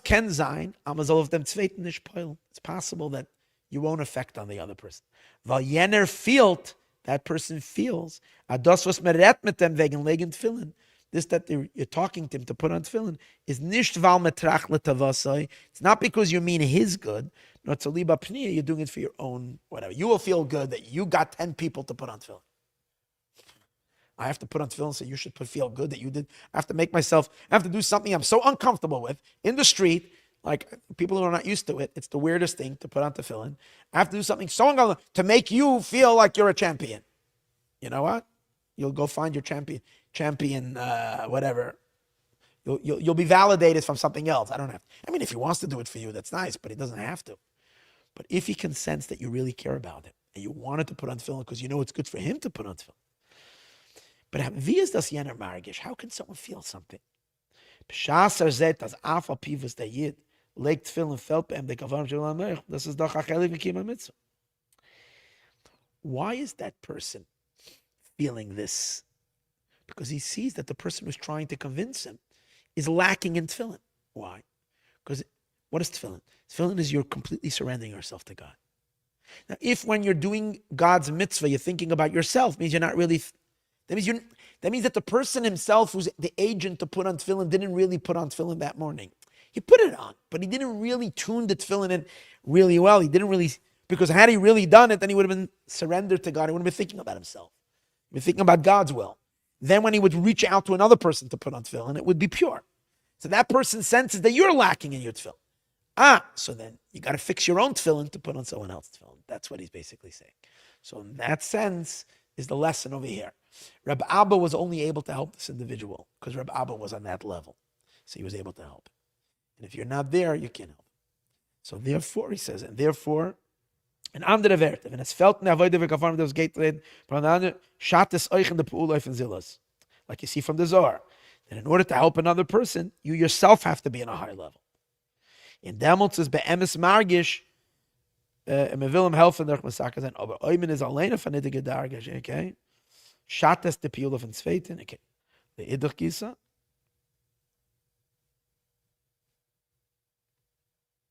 Okay. That's kind of the lesson that you learn over here, that the Rebbe derives from this whole thing. Number one, don't go around. Most people who need help, who for whatever reason are lost, don't need any harsh things. They need a loving, kind embrace. That's what they need. And the people who sometimes do, these are people that are already halfway through the program. Those are the people that you can be a little rigorous with. But when? Only when you yourself are completely strong in that. And then the second lesson, as we're saying, is that if you see that your words are not affecting, you need to tighten your own screws. Then you will have an effect the way we should. That is the conclusion of this entire amazing thing. And may we all have a complete rectification on all levels, and let Mashiach be here now.